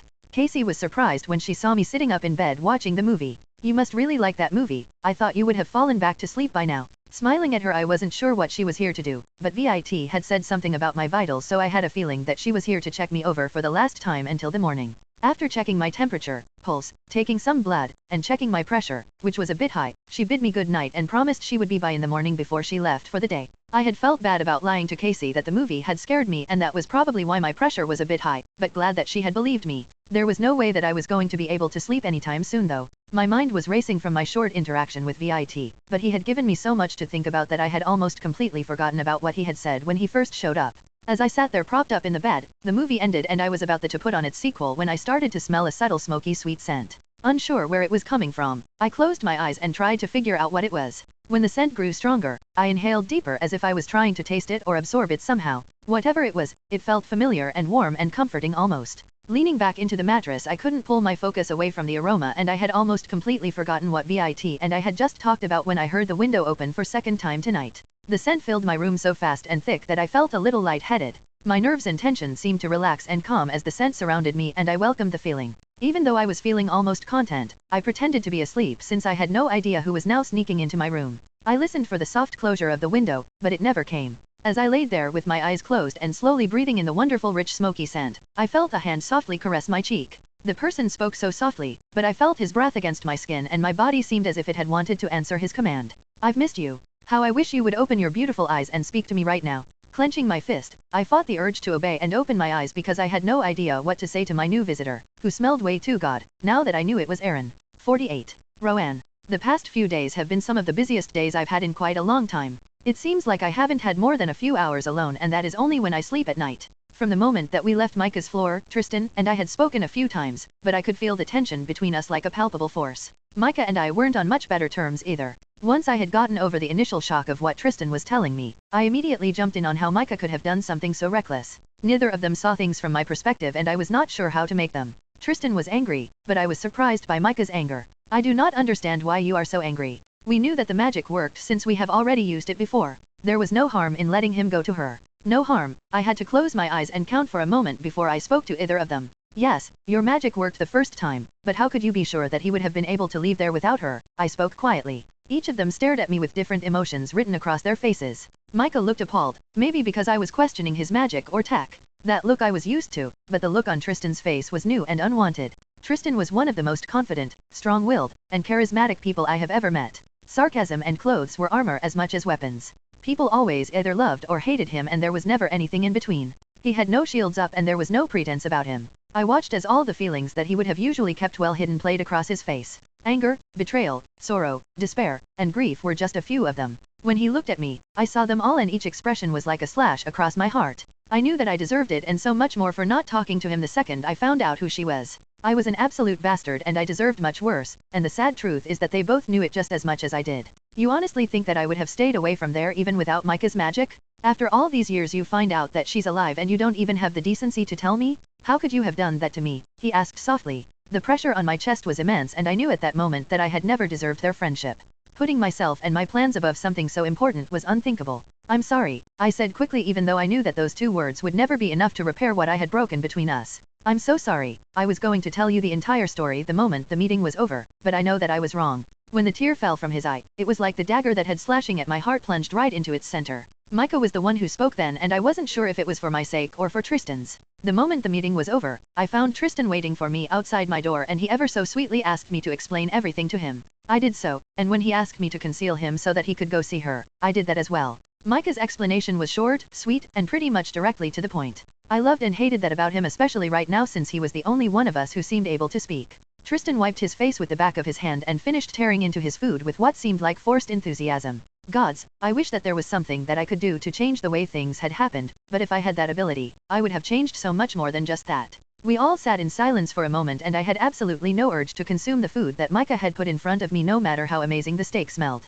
As soon as he finished the last bite of his steak, Tristan instructed Micah to grab some paper and a pen so that we could plan out our next moves. Unsure if I was even able to ask him, I sat there waiting for him to tell me what he wanted to do. I had already resolved myself to the fact that I was not going to do anything except help him get her back for now. Micah, who was usually prepared for everything, seemed a bit put off by the fact that he had to go and search for the things Tristan wanted. When he had to go from one of the rooms to another, I saw the anger almost seeping out of his ears. Sitting alone at the bar with Tristan was the perfect opportunity for me to apologize again and try to smooth things over, but when his phone rang he quickly answered it. The conversation that he had was about the security detail at Aspen and the plans for the upcoming conference that I was going to have with one of the other communications companies in the next city. I had missed my chance to talk to him, and since then I have had no time alone. That night we ended up writing out all of the things that we knew about Blood Mist, Rogan, Dylan, and his family. My mind was blown by all of the information that Tristan had already obtained about Rogan and Blood Mist, and I had a feeling that he was probably extremely busy since the moment he walked out of that boardroom. One of the most important things that I noticed was how much Tristan seemed to both like and hate Dylan's name being said.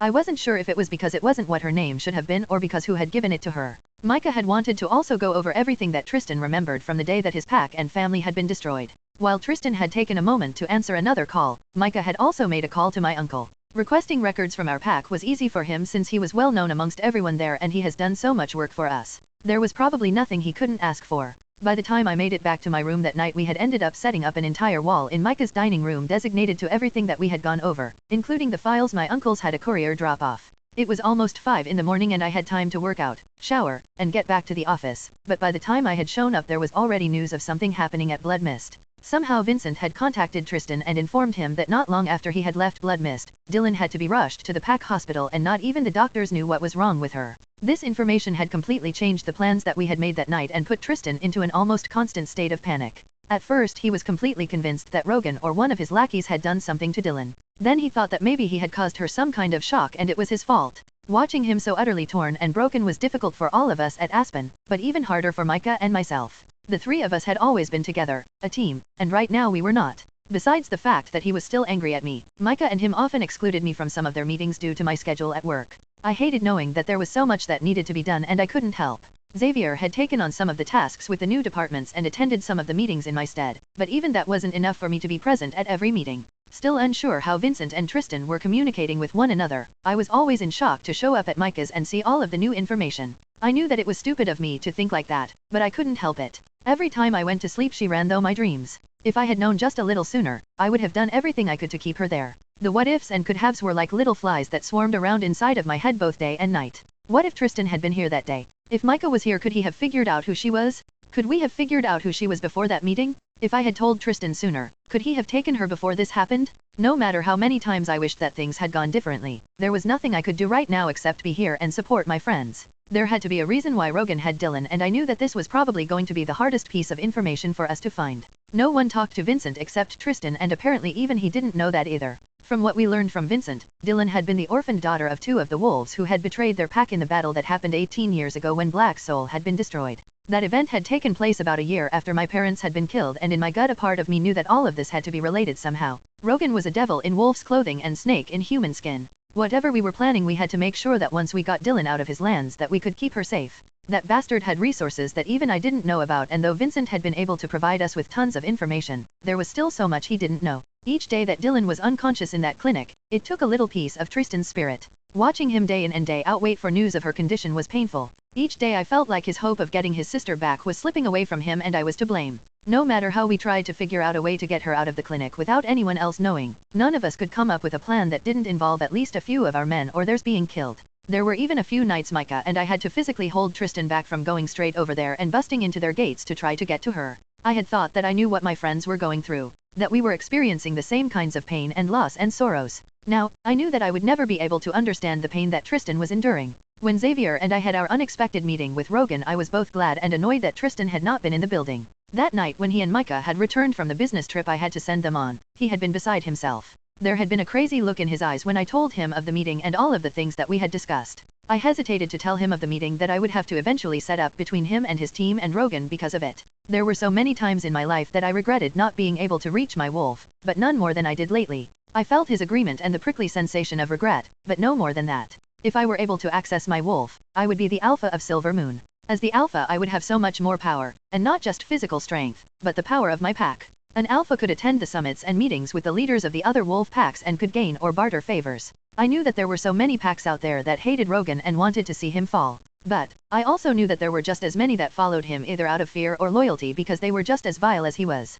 My grandfather had once looked for a way to help me access my wolf, but nothing ever came from it. He had looked all over the continent and reached out to not only other wolf packs, but to many different supernatural creatures as well. No matter where we looked, there was nothing that worked. I thought that after all of this time, I had finally come to terms with it, but apparently I hadn't. Tonight, we were planning on having dinner at Micah's while we went over any new developments we might have gotten today. As I showered, I ran back through the day that she had been at Aspen and each and every interaction I had with her prior. Knowing who she was now, and looking at Tristan, I couldn't help but see their similarities. Standing under the shower, I closed my eyes and let that day play in my head. It came easy since I have gone over it so many times now. I had even recited the entire encounter to Tristan a few times as well.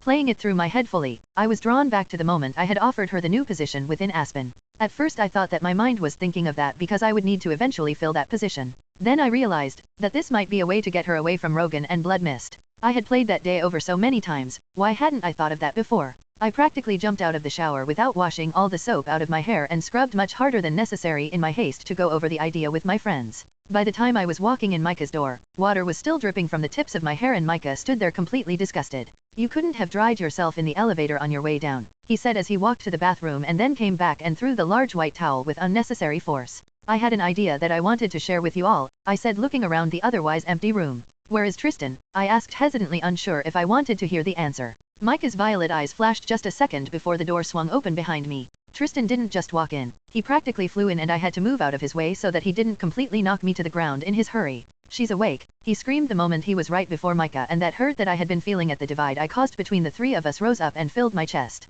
Only after Micah had reached out and placed his hand on Tristan's shoulder did he turn to where I stood a few steps away. I smiled at him and walked over to quickly grab his other shoulder. Unsure if he started to cry first, or if it was just a reaction to my own tears, we all stood there for a few moments letting go of all of the pent-up fear and anxieties that these past few weeks have held.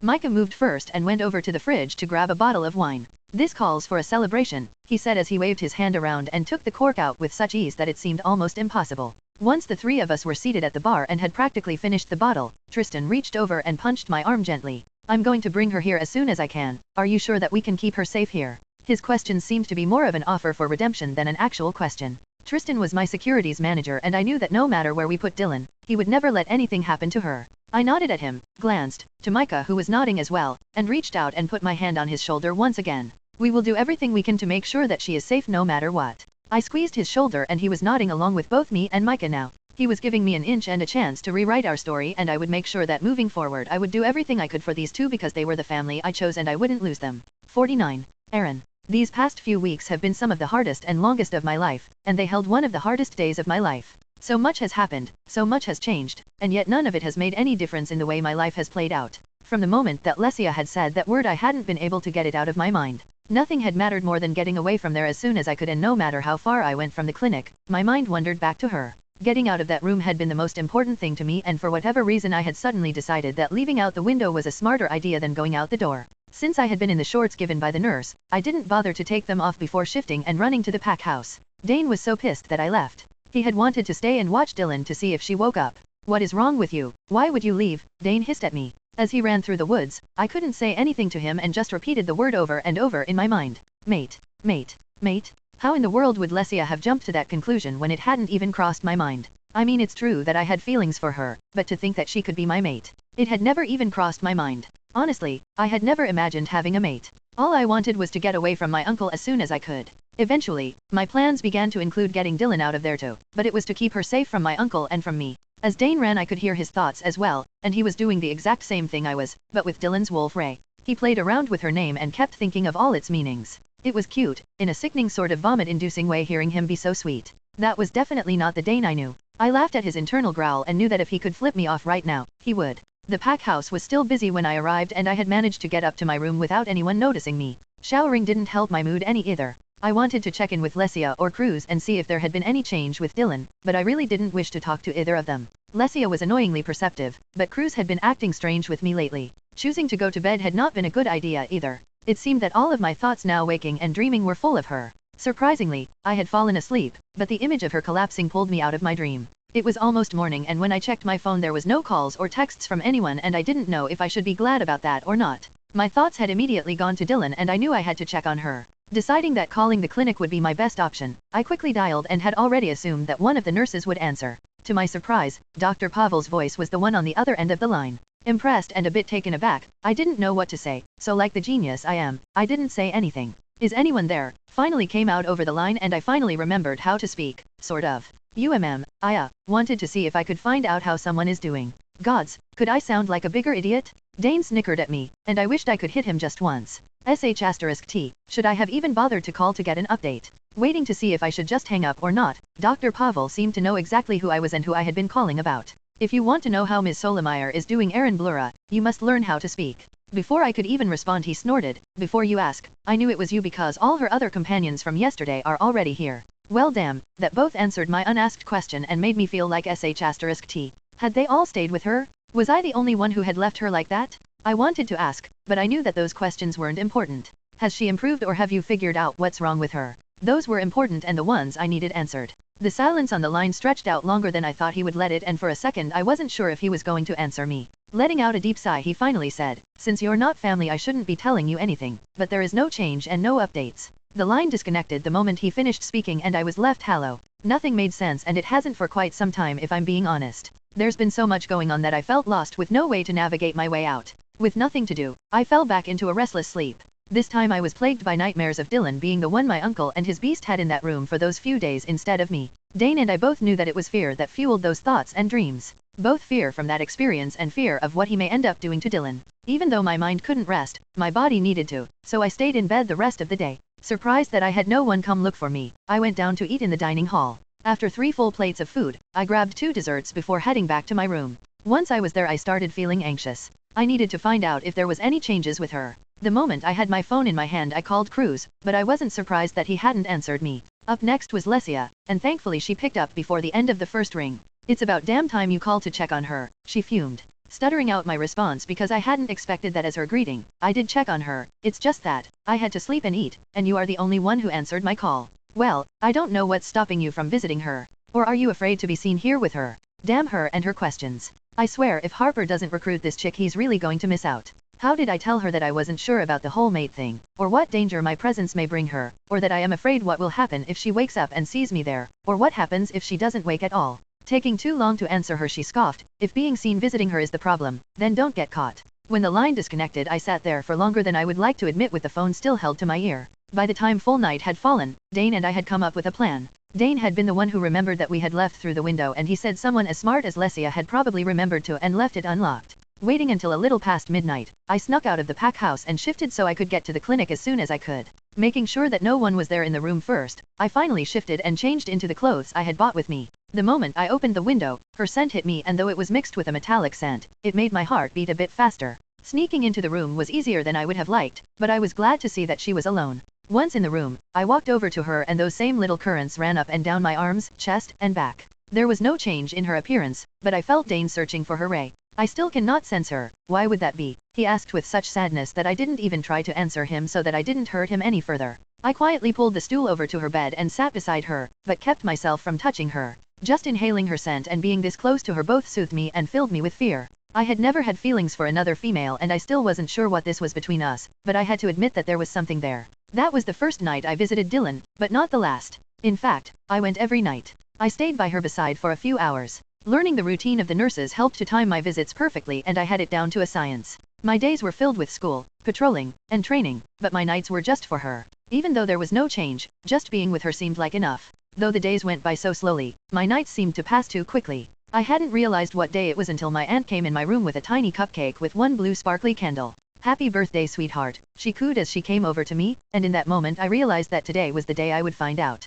Unable to focus on anything that entire day, my mind just kept going to Dylan, and even Dane was anxious about our visit tonight. Frustration had started to set in, and I was so out of it that I hadn't realized that Lesia was waiting for me by the lockers. "So, today's the day, right? Oh, and happy birthday by the way," she said as she bumped me with her elbow when she fell into stride beside me. "Thanks," I grumbled to her as she continued to walk beside me. I was on my way to training and I wasn't in the mood to be around anyone right now. She stayed in pace with me for a while until I couldn't take it anymore. "Is there a reason you're stalking me all of a sudden?" The look she gave me held a mixture of amusement and annoyance, but she didn't stop. I was about to stop walking and make her leave, until she said, I am just curious to see if my guess was correct and I wasn't sure when you would be going to confirm both our suspicions. Gods, she was infuriating. I wanted to yell at her and scream that she was wrong and that this was none of her business. But I would be lying to myself if I said those things to her. Unable to meet her gaze, I let out, I guess I'll find out tonight, won't I said as I walked past her into the training hall. To say that it was the longest day of my life was an understatement. I ate my dinner as slow as I could, I showered, and paced my room for what seemed like hours until my alarm went off to let me know that it was time to head to the clinic.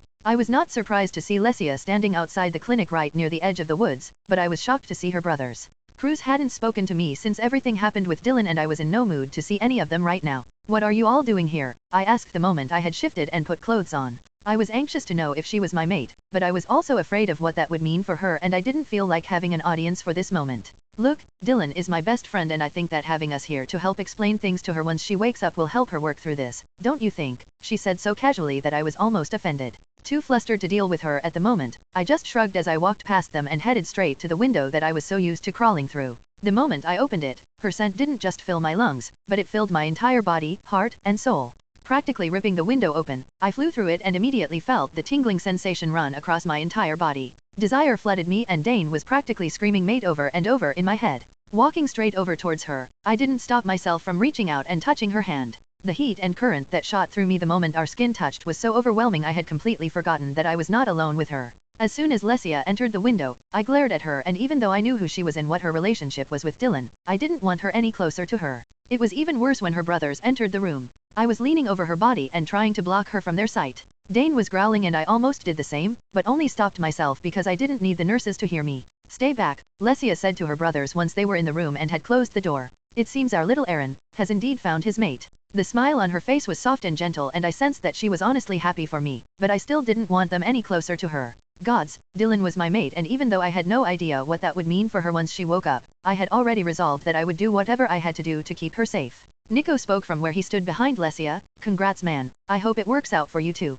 The goofy smile on his face helped me not rush over to him and throw him out of the room, but I didn't respond to him either. Cruz just stood there watching me, but I could have sworn the look on his face was hostile. It wasn't until he finally spoke that I knew I had been right. Do you think you honestly deserve her, or that she will even forgive you after everything that you have done to her? Dane was furious and it took all the self-control that I had to keep myself from rushing over to him and throwing him out that window. I will do whatever I have to do to be worthy of her and to show her every day how sorry I was for everything he made me do to her, I growled at him. The moment the words left my mouth, I knew that I had made a mistake because all three of their expressions changed. So I was right, he did make you do those things. What are you talking about? Who would want you to do something like that? You've done it now, Dane growled at me. It didn't matter if he was right. Nothing mattered besides trying to figure out what was going on with Dylan and trying to help her to wake up. If these three could help me do that then everything would be worth it. Agreeing to tell them everything I knew once I had made them swear to keep it a secret, I let them move a bit closer to Dylan as I told them all I could. By the time we had left her room that night, Lesia had come up with a plan and roles for all four of us. The three of them had left before me, and Dane was practically threatening to shift right there in the room if I didn't stay with her a bit longer. Grabbing her hand I linked our fingers together and pressed the back of her hand to my lips. The sensations were overwhelming and I had to close my eyes to keep myself focused while I soaked it all in. For a second, one of her machines started to make a different noise. Immediately turning to check her over, I saw that her oxygen mask was getting fogged up and that her eyes seemed to flutter softly. I immediately let her go and watched as the machine began to quiet down. Had this reaction been because we were touching? The light from the windows was starting to brighten and I knew that I didn't have time to test this out any longer, so I kissed her forehead before forcing myself to leave her for the night. Once I was on my way back to the pack house, I began to plan and plot with Dane to not only figure out how to help Dylan wake up, but to get her away from my uncle. I knew that going to VIT would be risky, but I had a gut feeling that he might be able to help her.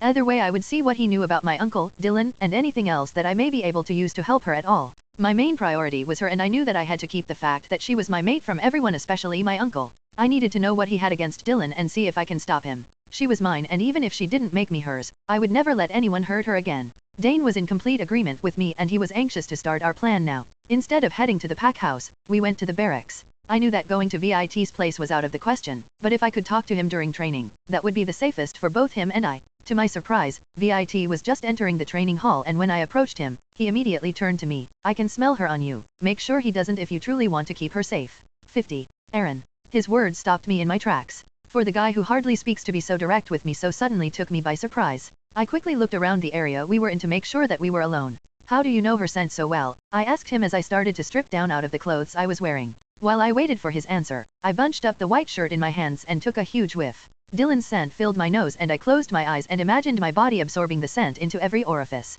When I opened my eyes I saw VIT staring at me intently, and I had to remember that I was supposed to be keeping the fact that she was my mate a secret. Well, I had already F***ed that up within the first few minutes of leaving her side. Gods, I was such a F***ing idiot. Dane on the other hand was cocky as hell and didn't give a sh*t who knew that she belonged to us. VIT finally answered me and I did not like his response one bit. Because he has had me watch her for years. I am very familiar with her scent by now. I wanted to snarl at him for being complicit in all the things that my uncle had done to Dylan, but I still wasn't sure how much I should tell him yet. I still needed to feel him out and fighting with him now wouldn't help me. Throwing my shirt and shorts in the bag I had with me, I put on a clean pair of pants and watched as VIT looked at some of the scars on my body. I've sparred with him before, but I usually stuck with Noel. I knew a bit about the things VIT does. Secrets and information were Vit's specialty, but I needed to know how to find out how loyal he was to my uncle. No one ever heard anything about that man's appearance on our packlands, so now I had my own information that I could use against him if needed. VIT kept watching me and for a second I thought that there was more to it than just trying to read me, until his posture completely changed and I immediately shifted in a fighting stance. No F***ing way, he hissed at me. VIT was standing at his full height, legs spread slightly apart, and he had both fists clenched tight at his sides. Widening my stance, and rolling my shoulders, I waited to see what he was going to do next. The skin on his knuckles was turning white and I heard soft cracking noises, but kept waiting. When he linked me, I was surprised by the sudden change, but it didn't last long because it was replaced by anger. There's no way that she can be your mate? Tell me I'm wrong, boy. Boy? Who the F***ck did he think he was talking to? This a hole may know my uncle, but he sure as hell didn't know SHT about me. Why the F***ck did this matter to him anyway? That's none of your business, my life has nothing to do with you, I said back to him. But the moment the words were out of my mouth he snarled at me, but hers does. Why? I shouted at him. Where was this coming from? Dane and I couldn't understand what he was saying right now, but I was not going to let him leave until I got answers. I had not expected that to come out of either of our mouths, but I waited for more. I stood there watching him. The muscles in his neck were stretched so taut I knew that he was fighting the urge to attack me. What I couldn't figure out was why. I took VIT's full measure in a way I'd never done before. Standing at my height he had about 40 pounds on me, but he was still lean. Bald, but he had a well-groomed full beard of dark copper hair. His hazel eyes were full of fire as we stared each other down. It didn't seem like he was going to tell me anything more, and I wasn't sure how to make him talk. VIT worked for my uncle, so I'm sure he has seen his fair share of pain and torture, but I wasn't sure how much he had personally experienced. Dane was ready to shift and fight this out with him, but VIT linked again. What do you know about Dylan? Well, I guess I knew what most did. Still standing in position to block an attack if need be, I told him briefly all I knew about her. Again he linked me, but what he said next floored me. It seems you know nothing. Dylan isn't from this pack. Disbelief filled me, but I briefly noticed that he said this pack and not our pack. Regardless of what he said, I wouldn't believe him without proof. It didn't make sense for her to be here if she wasn't part of our pack, right? How do you now? What proof do you have? I asked through the link, knowing that this information should not be spoken aloud. VIT softened his stance a bit, but not enough for me to let my guard down. Spar with me, he said out loud, but said through link, we can talk while we spar. Dane was eager for me to agree. Nodding at him was the best he was going to get out of me, and I followed him out to the training room. Someone had left mats out, so we went over to that area and began running through the same training drills everyone first learns. As he did, he linked with me. By the time we were done sparring, I had had my feet knocked out from under me, both figuratively and literally. While I knew there was some information that he had left out for whatever reason, I believed his tale. His words had to be true, and I knew that he wouldn't have shared any of it with me if she hadn't been my mate. That fact made him share it with me, but he told me that it was now my responsibility to help him save her. So much had changed in such a short amount of time, and while I wanted to trust VIT, I still held some doubt. As I laid there on the mat trying to catch my breath, VIT linked me one last time before he left, and this last part hurt. What will you do if she rejects you? Will you still help me save her from your uncle? It wasn't truly a question. From the moment the mate bond locked in place in me, I had been afraid that she might not want it or accept me. It wouldn't be anyone's fault but my own, and if she rejected me it would be my own damn fault as well. Bastard? F***ck, we were all bastards. Everyone who had played a role in her misery.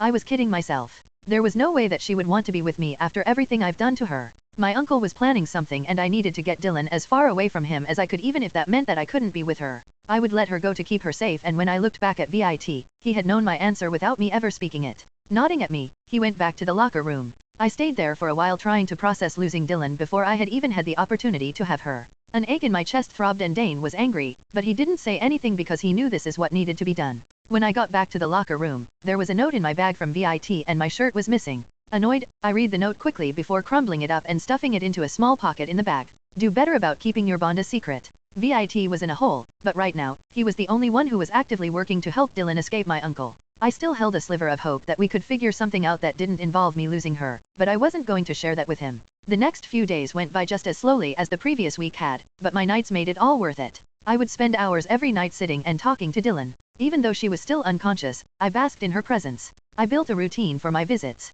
I would talk to her about my day while I rubbed her feet. After that, I would share secrets with her while I rubbed her hands. My skin was accustomed to the tingling sensation by now and I loved the increase that happened when we touched. I would end every night with a kiss on her forehead or the tape that now covered her eyes before leaving. The feel and taste of her stayed on my lips and skin. I savored all that lingered there. Making sure to keep her scent off me, I would shift and shed my clothes every night after leaving her room. I had learned what each monitor was and what it did. Her heart monitor is the one that went off every time we touched, but not as loud as when I kissed her, and I held on to the sound of the erratic beeping each day to get me through until I could be back with her. Lesia had started sitting with me at lunch, but I still hadn't shared any of the information that VIT had given me. He had been gone since the day we talked and I had to discreetly ask Noelle about it because I was afraid that my uncle had caught him. Apparently he had gone on a trip with my uncle. Noelle and I hadn't spent much time training, but he had worked a few patrols with me. One day he asked if I was sleeping alright because I apparently looked like sh*t, but I assured him I was good. It had been almost a month now, and while I hated the fact that there was little to no improvement in Dylan's condition, I loved the routine that I had going on with her every day.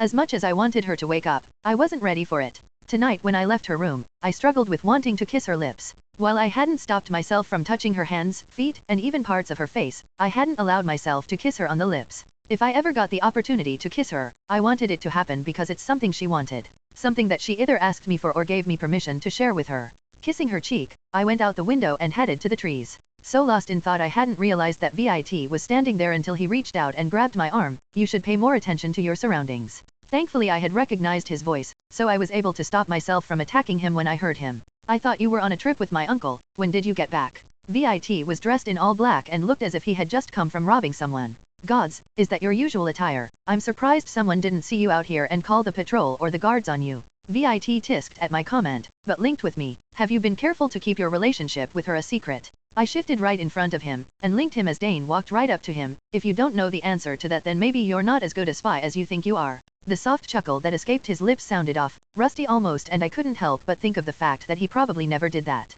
I stayed where I was because I knew that if he had come to find me that he must have something to tell me. After a moment he linked with me, and Dane was unsure how to react to his news. Apparently, the intruder who had come to the Packlands a month ago wasn't just a wolf who belonged to Dylan's pack, but he was a relative of hers. While VIT had previously told me about the man, he had left out the part of them being related. If Dylan had family out there, then she would have a place that she could go to when she left Blood Mist. This new revelation brought too many feelings with it. I had questions for VIT, but I didn't know where to start. He continued to tell me about the man named Tristan and how he has been meeting with him to help him get Dylan out of here. I should be happy that VIT and this man were both working to help her, but I didn't know what that would mean for us. Dylan was still in what the doctor was calling stasis, and there were no signs that she would come out of it anytime soon. VIT went over some of the things that they were planning, but he said that none of it was set in stone due to her current situation. Dane didn't respond once and neither did I. What could either of us say to this? Where is my uncle? I finally asked through the link, and I knew that he could feel the confusion pulsing through my thoughts. We parted ways a few days ago and he instructed me to come back here when I was done with my tasks. Without knowing when he would be back, this would be the perfect time to move Dylan, but I couldn't think the words at all. I wasn't ready to be apart from her. I truly didn't think I ever could, but I was not going to share that with him. Dane had wanted to go back to be with Dylan. He was done talking to VIT and I didn't blame him. While I knew this was good news, it didn't feel that way to me or him. The sky was lightening up and I knew that I had to get to the barracks. I kept clothes there in the lockers so that I could train, shower, and then head to school. All I wanted was to get away from him and the words that cut like glass. VIT didn't stop us when Dane stood up and took off into the woods. I knew my time with her was dwindling, and if I didn't figure something out soon, I may lose her before she was ever even mine. I needed to clear my head. I had been thinking of my parents lately and I wanted to visit their old home to see if being around their old things would help me figure out what to do. While I didn't remember my father well, I knew that he had loved my mother fiercely. They were always touching and kissing, and while I didn't know it then, they had sex, a lot. Talking about my parents was one thing that I never did, but I thought about them often, especially my mother. Some of the things about them were starting to fade away, but the most important parts of them were imprinted on my soul. When I left the training hall, I showered, grabbed an extra pair of shorts, and took off to my parents' old house. We had lived a ways up the mountain past the northern border of the Packlands, and I took off without a second thought. Dane had questions that he kept playing through, and while he didn't ask them outright, he didn't hide them from me either. Could we trust Tristan? Will Dylan wake up soon? Should we help VIT with his plan? Will Ray come back when she wakes up? Could we follow her when she left? Damn him and his stupid questions. I was taking this trip to clear my head and figure things out, not to work myself up more than I already was. I felt Dane's wince at my annoyance, and while he tried to stop his thoughts from bleeding into me, it was already too late for that. When we made it to the house, it was almost midday and it took me a while to shift and talk myself into going inside. Not wanting to disturb it too much, I went into my parents' room and looked through some of their belongings. Everything was left exactly the way it was the last time we had all been there together, and as I looked through the pictures around their room, I stared at the last one that we had all taken together. I was the spitting image of my father, and while it made me happy, I wished that my mom was still here to see me. Staying for a while longer, the bittersweet feelings turned into resolve, and by the time I left that evening I had made my decision. Dane and I had headed to the pack house. I ate, and took a quick nap before heading to the hospital. My body was so used to our routine that I had woken up a few minutes before the time I usually headed to go see Dylan. The moment I opened the window, Dane perked up and I noticed that tonight we weren't alone. Lesia was asleep on a chair and I had thought that she was what Dane had noticed, but tonight her scent seemed thicker and heavier in the air.